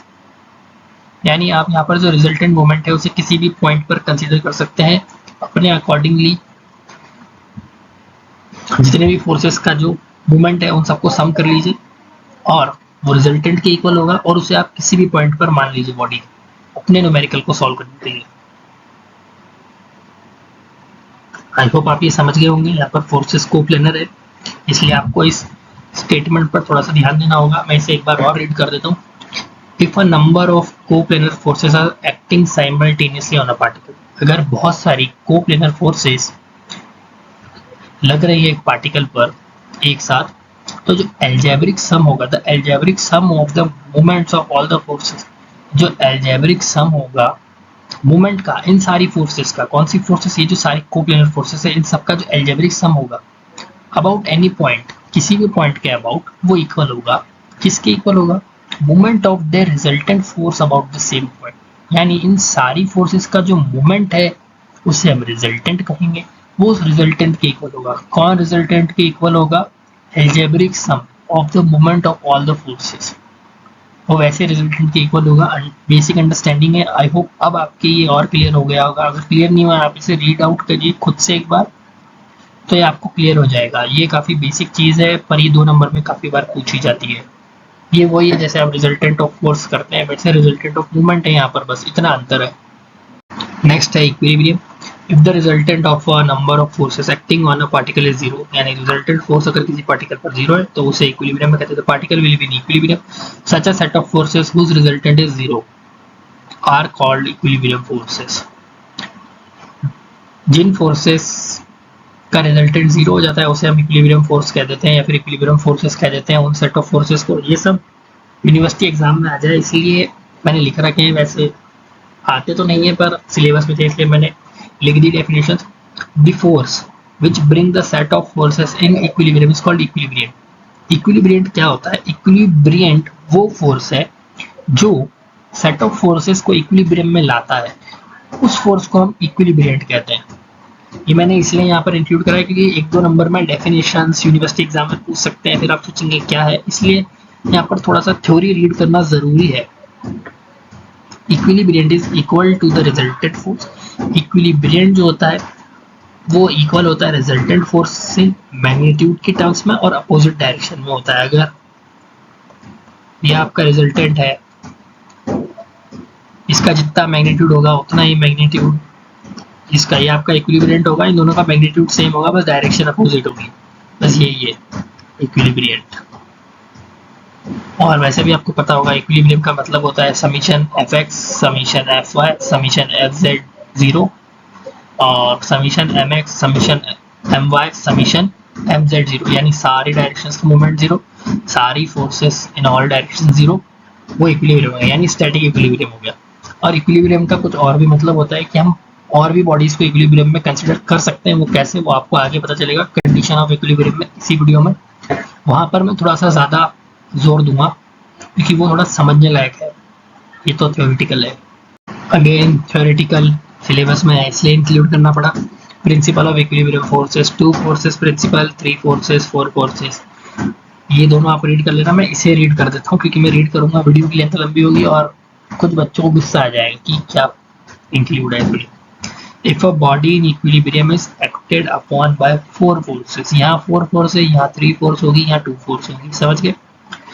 Then the resultant of any 2 forces must be equal, यानी किसी भी 2 forces का जो रिजल्टेंट है वो इक्वल होना चाहिए, अपोजिट होना चाहिए और कोलिनियर होना चाहिए with the resultant of the other 2 forces। यानी अगर 4 forces लग रही हैं उसमें से आप कोई सी भी 2 force लीजिए और 2 force लीजिए, दोनों का सेट बना लीजिए, 2 force का अलग सेट, 2 force का अलग सेट।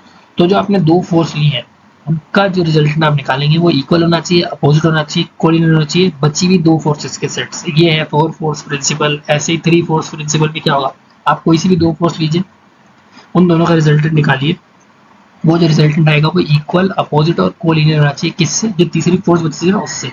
और 2 फोर्सेस में क्या होगा, वो दोनों फोर्सेस जो है वो must be equal, opposite and collinear होना चाहिए। कब? ये सारी कंडीशंस कब है? अगर आपको इक्विलिब्रियम में रखना है बॉडी को जिसपे 2 फोर्स लग रही है तो दोनों फोर्स इक्वल होनी चाहिए, अपोजिट होना चाहिए और कोलिनियर होना चाहिए, तभी तो बॉडी इक्विलिब्रियम में होगी। यानी अगर एक एक्स में लग रही है फोर्स तो एक माइनस एक्स में लगेगी। मैं आपको एक छोटा सा डायग्राम बना के दिखा देता हूँ क्योंकि फिर ऐसा नहीं होगा ना, फिर ऐसा लग जाएगा कि तो पाप कट रहा है में, इसलिए एक फोर्स ये है, एक फोर्स ये है, दोनों का मैग्नीट्यूड इक्वल हो, जैसा यहाँ लिखा है, दोनों अपोजिट हो, एक इधर है एक इधर है, इसको पॉजिटिव एक्स बोलो इसको नेगेटिव एक्स बोलो, दोनों अपोजिट है और कोलिनियर है, यानी दोनों की लाइन ऑफ एक्शन सेम है, कोलिनियर है। देख सकते हैं दोनों की लाइन ऑफ एक्शन यहीं पर है, ये रही दोनों की लाइन ऑफ एक्शन बीच में, ये यहाँ से इसकी लाइन ऑफ एक्शन इक्वल है, कोलिनियर है। अब अगर मैं डायग्राम इसका बनाया ही है तो मैं इरेजर का ही 1 मिनट रब कर 3 फोर्स प्रिंसिपल का भी डायग्राम बना, क्योंकि डायरेक्टली क्या है कि आपको एज अ डेफिनेशन के रूप में 2 नंबर पूछेगा, आप फिर सोचेंगे 3 फोर्स प्रिंसिपल क्या है। इसलिए अगर ये फोर्स है इसको हम नहीं छेड़ रहे हैं, जिससे आप अपनी थर्ड फोर्स जो लिखा है ना, द थर्ड फोर्स, वो मानो 2 फोर्स ऐसे लग रही है, एक इधर एक ऐसे इधर, तो इन दोनों का जो रिजल्टेंट आएगा ना वो, इसकी लाइन ऑफ एक्शन ये है, इसकी थोड़ी सी टेढ़ी हो गई, ये लाइन ऑफ एक्शन है, यानी यहाँ पे जो इसकी लाइन ऑफ एक्शन है इससे ऐसे आ जाएगा। और ये वाला जो रिजल्टेंट आया ना इसका और इसका, ये जो दोनों नीले नीले इन दोनों का जो रिजल्टेंट आया, ये फर्स्ट फोर्स, ये सेकंड फोर्स, ये थर्ड फोर्स, यानी फर्स्ट और सेकंड फोर्स का जो रिजल्टेंट आया ना वो इक्वल होना चाहिए, अपोजिट होना चाहिए। इक्वल है, इसके इक्वल होगा मैग्नीट्यूड में और अपोजिट होगा, ये इधर पॉजिटिव एक्स में, ये नेगेटिव एक्स में, अपोजिट होगा और कोलिनियर होगा। कोलिनियर यानी सेम लाइन ऑफ एक्शन पे होगा। आई होप आपको 3 प्रिंसिपल समझ में आ गया होगा। अभी 4 फोर्स वाला भी अब मैं समझा ही देता हूँ बना के थोड़ा सा, जब मैंने ये दोनों समझाए हैं। तो जिनको 4 फोर्स नहीं देखना है वो थोड़ा सा वीडियो स्किप कर सकते हैं, लेकिन जिनको देखना है वो देख सकते हैं। ये फर्स्ट फोर्स, ये सेकंड फोर्स, ये थर्ड फोर्स, ये फोर्थ फोर्स। अब ये 4 फोर्स लग रही है ना, कोई भी 2-2 फोर्स का हमने सेट बना लिया। यहाँ पर 2 फोर्स का सेट ये, 2 फोर्स का सेट ये, इन दोनों का रिजल्टेंट है ये आया, इन दोनों का रिजल्टेंट है ये आया, सेम लाइन ऑफ एक्शन।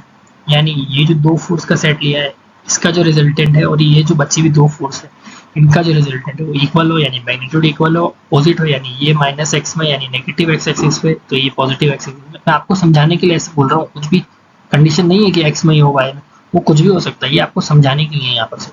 यानी इन दोनों का मैग्नीट्यूड इक्वल हो, डायरेक्शन अपोजिट हो, कोलिनियर हो। कोलिनियर यानी सेम लाइन ऑफ एक्शन, देख सकते हैं ये सेम लाइन ऑफ एक्शन है, उसी पर है दोनों रिजल्टेंट। अब आपको मुझे लगता है समझ में आ गया होगा, भले थोड़ी सी लेंथ लंबी हो जाए लेकिन कॉन्सेप्ट सारे क्लियर हो जाने चाहिए। कंडीशन ऑफ इक्विलिब्रियम, यहाँ पर बिल्कुल आप अपनी सारे तंत्र खोल लें। अगर ये पॉइंट आपसे स्किप हो गए ना, ये 4 पॉइंट लिखे हैं, सच बता रहा हूँ बहुत प्रॉब्लम आएगी न्यूमेरिकल्स में, बहुत प्रॉब्लम आएगी। पहले मैं इसका 4th पॉइंट डिस्कस करूंगा क्योंकि ये सबसे बढ़िया पॉइंट है।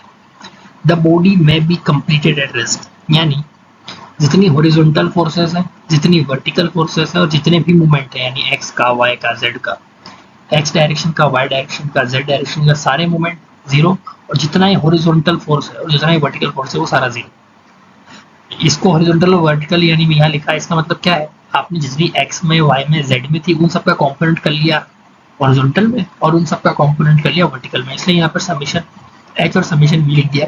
यानी आप यहाँ समझ सकते हैं summation F X, summation F Y, summation F Z zero, इन दोनों को मैंने ऐसे लिख दिया। यहाँ पर summation M X, summation M Y, summation M Z वो भी जीरो, इसलिए मैंने यहाँ पे जनरल एम लिख लिया सिर्फ। ये क्या मूवमेंट है और ये क्या फोर्सेस है, यानी एक बॉडी जो कम्प्लीटली रेस्ट पर है उसे हम इक्विलिब्रियम में कह सकते हैं। ये 4th पॉइंट बता रहा है। आपको ये समझ में आ ही गया होगा कि जब एक बॉडी रुकी हुई होती है यानी उस पर सारे फोर्सेस का सम जीरो होता है, सारे मूवमेंट्स का सम जीरो होता है, तब उसे हम इक्विलिब्रियम में कहते हैं। अब जो मैं इसके आगे बोलूंगा वो बहुत से बच्चों को पता होगा, बहुत से को नहीं पता होगा। अगर एक बॉडी किसी एक डायरेक्शन में मूव कर रही है और साथ में रोटेट कर रही है तो उसे भी इक्विलिब्रियम में कह सकते हैं। उसके लिए भी ये तीनों कंडीशन एप्लीकेबल है, यानी जो नीचे लिखी थी, horizontal forces zero, vertical forces zero, movement zero. अब इस पॉइंट को पढ़ते हैं। द बॉडी में move in any one direction, यानी बॉडी किसी एक डायरेक्शन में मूव कर रही है और and at the same time it में आल्सो रोटेट, और वो सेम टाइम पर रोटेट कर रही है। तो यहाँ पर क्या है, इसका जो इस डायरेक्शन में मूवमेंट है, ये इस डायरेक्शन में मूव कर रही है, यहाँ पर इसकी स्पीड कांस्टेंट होनी चाहिए, और ये रोटेट कर रही है ना, यहाँ पर इसके जितने भी टॉर्क्स है ना उन सबका समीशन जीरो हो जाएगा। यानी यह जो इसका रोटेशन है ना ये भी कांस्टेंट है और साथ में जिसका ट्रांसलेशन है ये भी कांस्टेंट है। ऐसी बॉडी भी जो है उसे भी इक्विलिब्रियम में कह सकते हैं। आपको थोड़ा अजीब लगा होगा, बाकी आपको आगे न्यूमेरिकल जब आप करेंगे तब समझ में आ जाएगा। यानी ये जो बॉडी है ये कांस्टेंट स्पीड से इस डायरेक्शन में जा रही है और साथ में इसका जो रोटेशन है ना वो भी कांस्टेंट है, यानी इसमें कुछ भी एक्सेलरेशन या फिर डी एक्सेलरेशन नहीं है। अगर ये ओमेगा से रोटेट कर रही है ना तो ये ओमेगा से ही रोटेट कर रही है, इसमें ओमेगा प्लस डेल ओमेगा या ओमेगा माइनस डेल ओमेगा कुछ भी नहीं हो रहा। जो ओमेगा, इसका ओमेगा फिक्स है और इसका जो ये ट्रांसलेशन है ये भी फिक्स है और इसका जो रोटेशन है ये भी फिक्स है, इसमें कुछ भी घट रहा है या बढ़ रहा नहीं है। तो इस कंडीशन में क्या है, इसका सारा summation F X, summation F Y, summation F Z, summation M X, summation M Y, summation M Z अगर हम किसी इंस्टेंट पर देखते हैं तो वो जीरो हो जाएगा। तो ऐसी बॉडी को भी इक्विलिब्रियम में मानते हैं। ये सबसे टफेस्ट था आपको थोड़ा समझाना। आई होप आपको समझ में आ गया, नहीं है आप वीडियो थोड़ा सा पीछे लें और समझें, इसे रीड करें और फिर जो मैंने बोला उसे आप ध्यान से सुने, आपको समझ में आ जाएगा। इस बॉडी को भी हम लोग इक्विलिब्रियम में कहते हैं। मुझे पता है बहुत सारे लोगों को पता होगा, वो इस पर्टिकुलर सेक्शन को स्किप कर सकते हैं, लेकिन जिन्हें नहीं पता है वो इसे रोक कर देख सकते हैं। द बॉडी में rotate about itself without moving. हाँ, इसका जो एग्जांपल है ना वो है, आप हमारे सोलर सिस्टम में देखें जो सन है ना, जैसे कि ये सन है और ये अर्थ है, तो अर्थ जो है ना वो सन के अबाउट ऐसे रोटेशन करती है। अगर आप इसे बोलें कि ये ऐसे ट्रांसलेशन कर रही है यहाँ पर, तो ये ट्रांसलेशन हो गया एक फिक्स स्पीड से, और साथ ही साथ आपको पता है कि अर्थ अपने खुद के एक्सिस पर भी तो रोटेट करती है। यानी अगर मैं इसे बोलूँ ये अर्थ का एक्सिस और ये अर्थ है, तो अर्थ अपने इस एक्सिस पर भी तो रोटेट करती है। ऐसे अर्थ अपने एक्सिस पर भी रोटेट करती जा रही है और साथ साथ सन के चक्कर भी लगा रही है। तो ये इसका एक एग्जांपल हो सकता है समझने के लिए।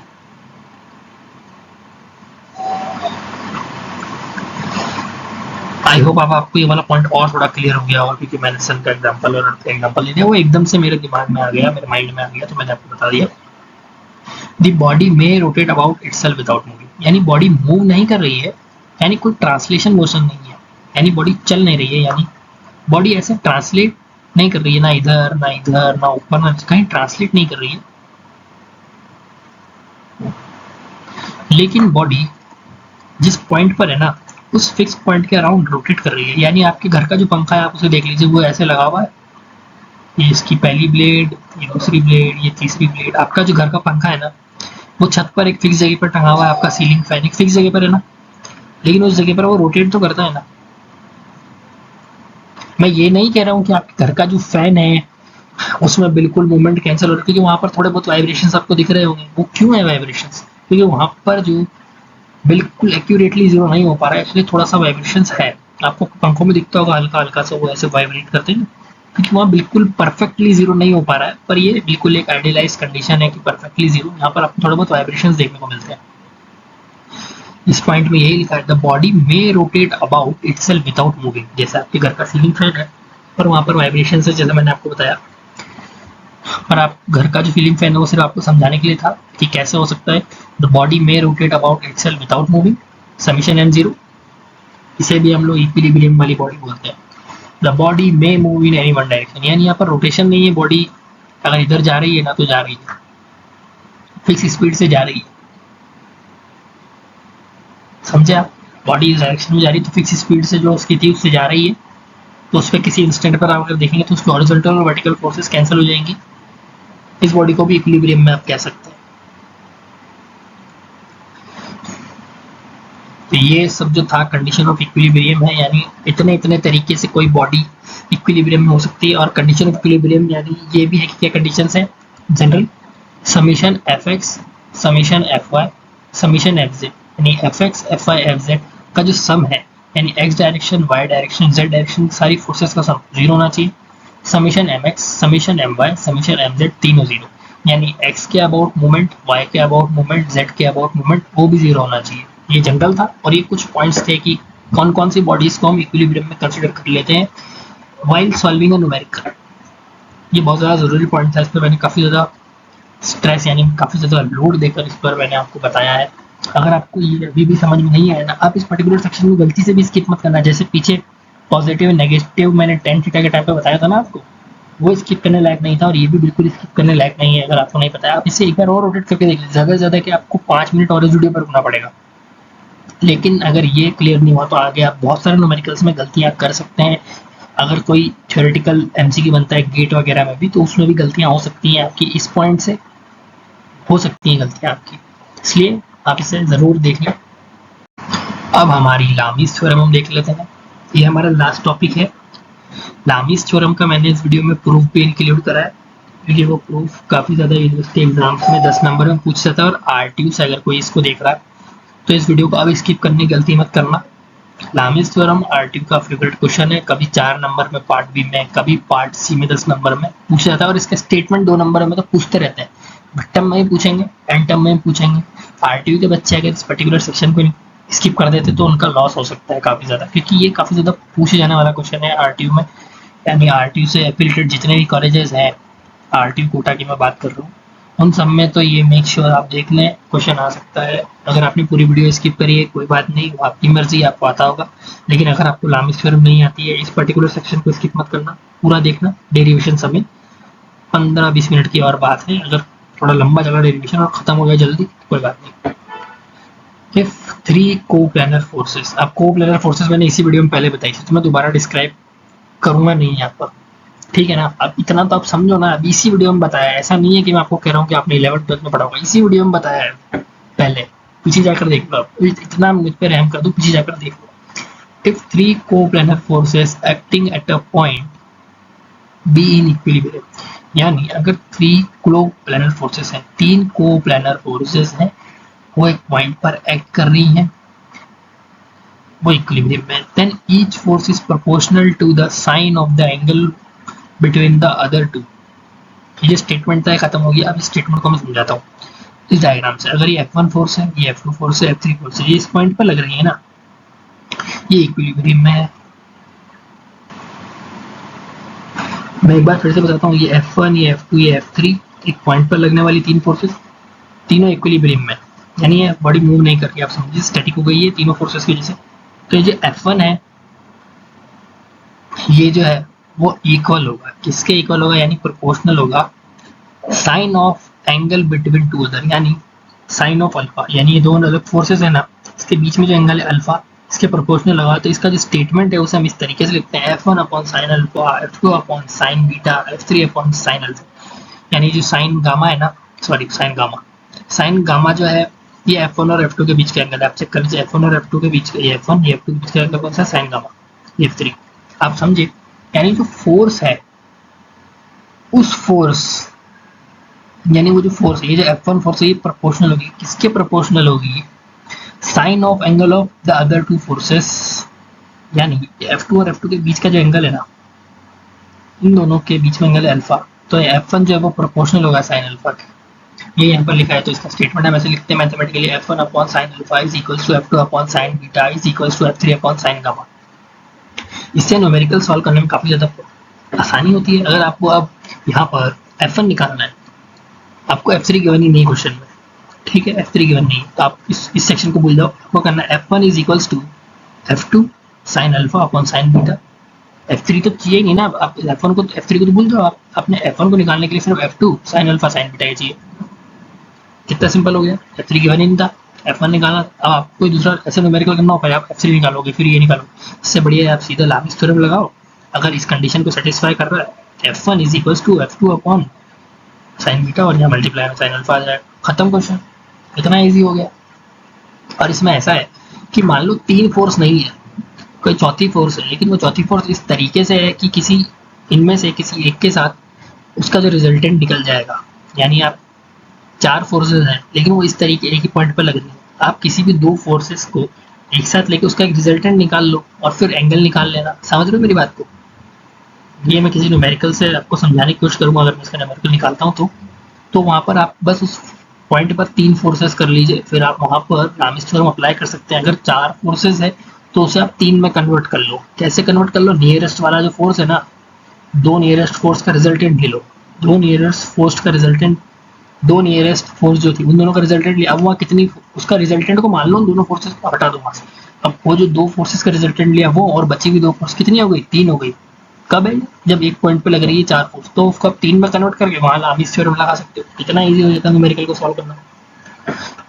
Where F1, F2, F3 are three forces and alpha, beta, gamma are the angles। आगे मैं इसका डेरिवेशन कराऊंगा, वहां मैं F1, F2, F3 को PQR से रिप्लेस कर देता हूँ, ताकि F1, F2, F3 में थोड़ा सा कंफ्यूजन हो जाएगा डेरिवेशन में, इसलिए मैं उसे रिप्लेस कर आपको डेरिवेशन करा देता हूँ इसका।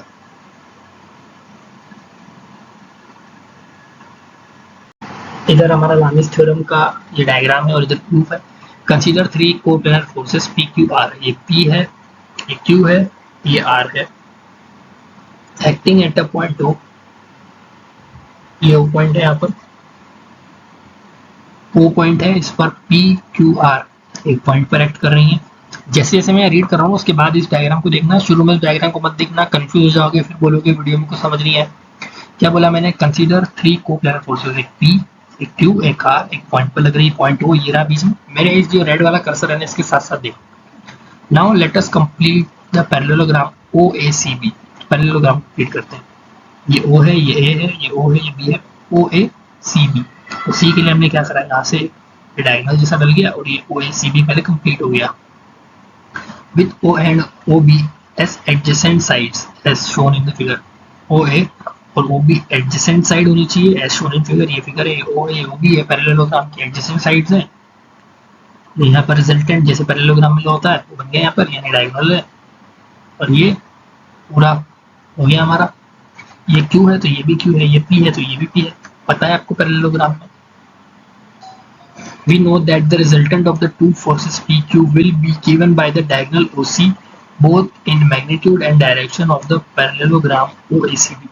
यानी मैंने आपको ये सब पैरेललोग्राम अभी इसी वीडियो में बताया था कि दो एडजेसेंट साइड्स ऑफ पैरेललोग्राम जो होती है ना, उसे अगर आप दो फोर्सेस मान लेते हो तो जो रिजल्टेंट है वो इंटरसेक्शन वाली साइड से जो डायगोनल बनता है, यानी ये दोनों का इंटरसेक्शन इस वाली साइड से डायगोनल बनता है ना, ये रिजल्टेंट होता है। वैसे ये ओ सी जो है रिजल्टेंट है, और ये जो ओ सी रिजल्टेंट है किसके इक्वल आ रहा है, आर के इक्वल आ रहा है। यानी हम इससे कैलकुलेट करेंगे और उससे ये निकल जाएगा। समझ गए आप? तो ओ ए सी भी आपका पैरेललोग्राम बन गया। ये पैरेललोग्राम लॉ के हिसाब से रिजल्टेंट आ गया और ये किसके इक्वल दिख रहा है, पीछे से इसके इक्वल दिख रहा है। ये मैं आपको बता रहा हूँ, आगे डेरिवेशन तो पूरा हम लाइन बाय लाइन करेंगे। Since these forces are in equilibrium, therefore the resultant of the force P and Q must be in the line with OD and equal to R, but in opposite direction.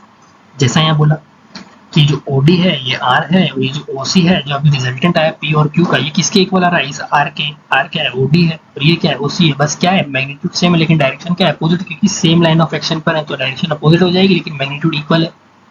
समझ गए आप? तो ये सब आप pause कर लिख लीजिए अगर आपने नहीं लिखा, क्योंकि बिल्कुल एक बाकायदा जो डेरिवेशन होता है ना रियल, उसके हिसाब से मैंने यहाँ पर इस वीडियो को बनाया है, इस सेक्शन को बनाया है। चलिए हम नेक्स्ट स्लाइड पर चलते हैं।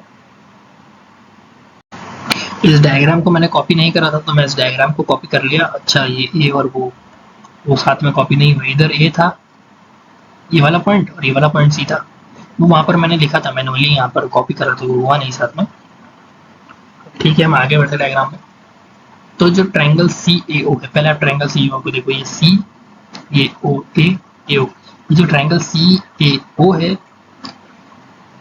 इसमें यहाँ पर इस वाले एंगल की बात हो रही है अभी 180 degree minus angle A O सी, यानी एंगल ए ओ सी, यानी इस वाले एंगल की बात हो रही है इतने इतने की, ए ओ सी यानी सिर्फ इतना इतना पार्ट, ये वाली लाइन है ना और ये वाली लाइन, इन दोनों के बीच का इतना इतना part, plus angle A C ओ यानी एंगल ए सी ओ, यानी ये वाला एंगल, यानी ये वाला जो एंगल होगा ना ये क्या होगा 180 degree minus this angle plus this angle, क्योंकि एक ट्रायंगल के तीनों एंगल्स का सम 180 डिग्री होता है। तो अगर आपको ये वाला एंगल निकालना है तो ये एंगल कैसे निकलेगा, ये एंगल कौन सा है, सी ए ओ, ये जो बीच में होता है ये एंगल रिप्रेजेंट करता है, सब तो बेसिक आपको पता होगा, यानी सी ए ओ है, या बीच में ए है ना, तो यहाँ पे ए वाले एंगल की बात करी जा रही है, एंगल सी ए ओ, तो ये जो बीच में ए है इस एंगल की बात करी जा रही है, एंगल सी ए ओ यानी सी ओ यानी ये वाला एंगल, ये क्या होगा 180 डिग्री माइनस ए सी ओ यानी ये वाला, और ए ओ सी यानी ये वाला, यानी ए ओ सी प्लस ए सी ओ।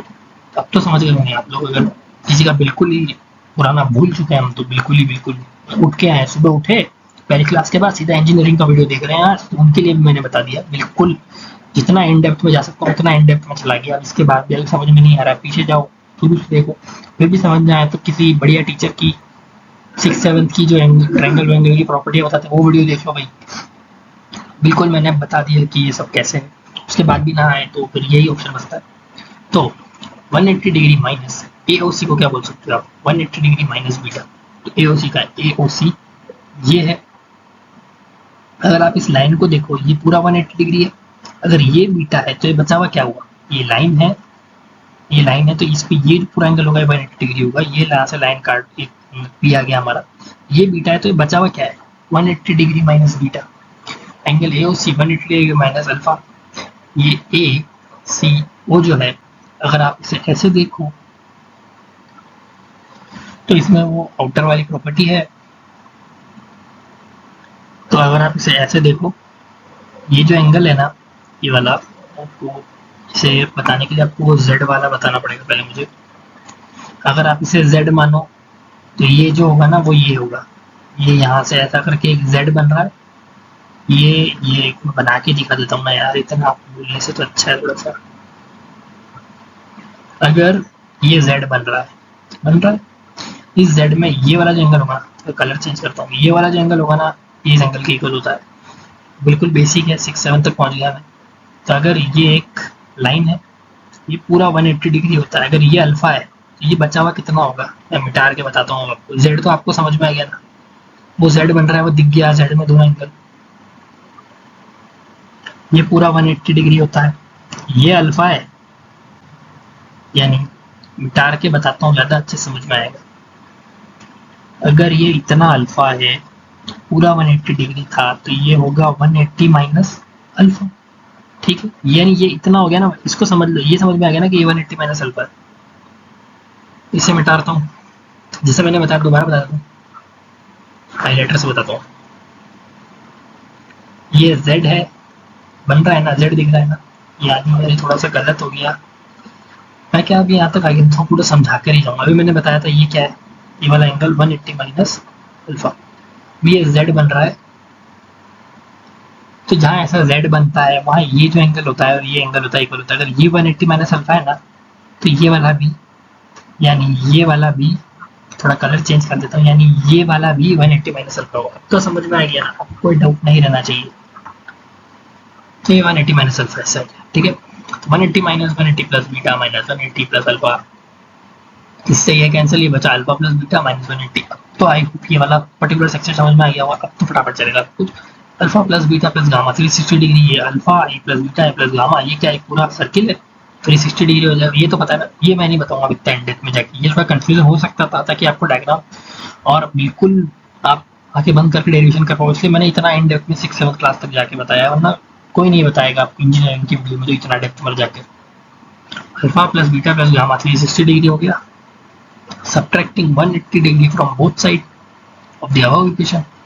इससे पहले वाली इक्वेशन पीछे वाली साइड पर मैंने लिखी थी क्या? नहीं, पहले नहीं थी, इक्वेशन यहीं से स्टार्ट हुई।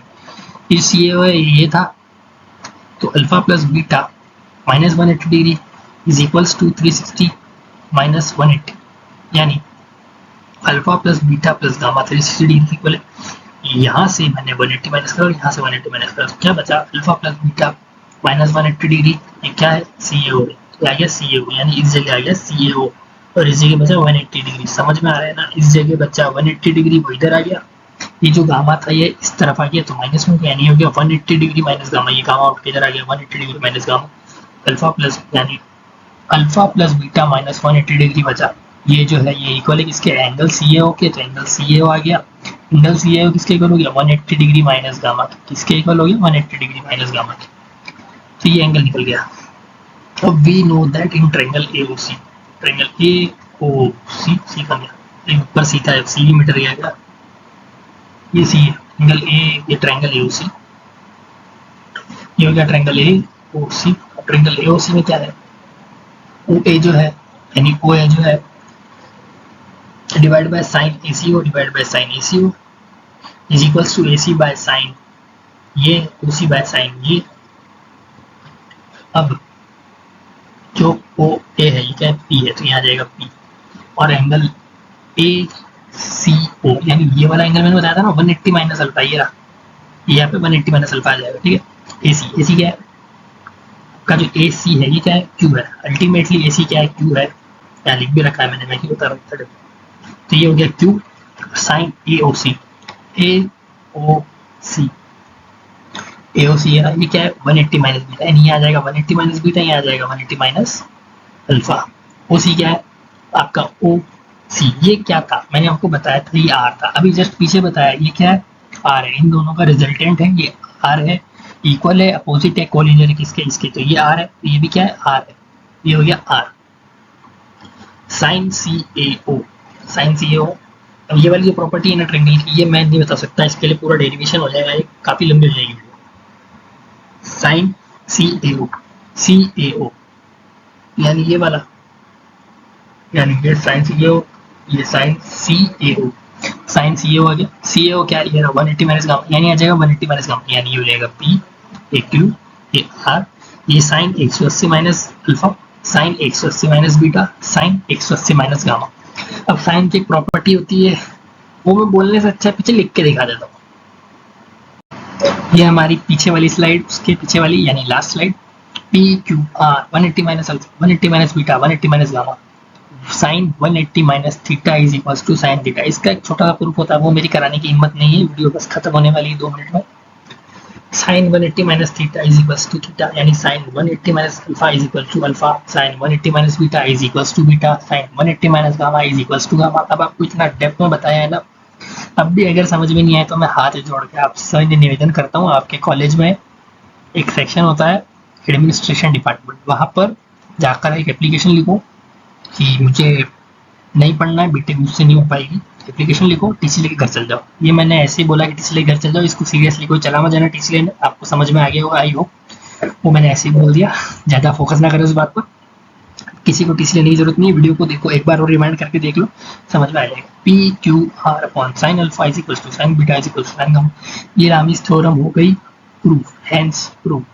तो आज की ये वाली वीडियो यहीं खत्म होती है। अगर आपको हमारी वीडियो समझ आई हो तो वैसे आएगी होगी, आई होप आपको हमारी वीडियो समझ आ गई हो। इस वीडियो को लाइक करें, हमारे चैनल को सब्सक्राइब करें, इस वीडियो को अपने दोस्तों तक शेयर करें और कमेंट करना मत भूलना वीडियो आपको अच्छी लगी तो बढ़िया बात है, बेकार लगी तो अब मैं कुछ नहीं कर सकता भाई, इससे ज़्यादा इन डेप्थ में जाकर मैं आपको पढ़ाऊंगा तो वीडियो 4-4 घंटे की होगी, फिर तुम ही वीडियो नहीं देखोगे, मेरे चैनल पर व्यूज़ नहीं आएंगे।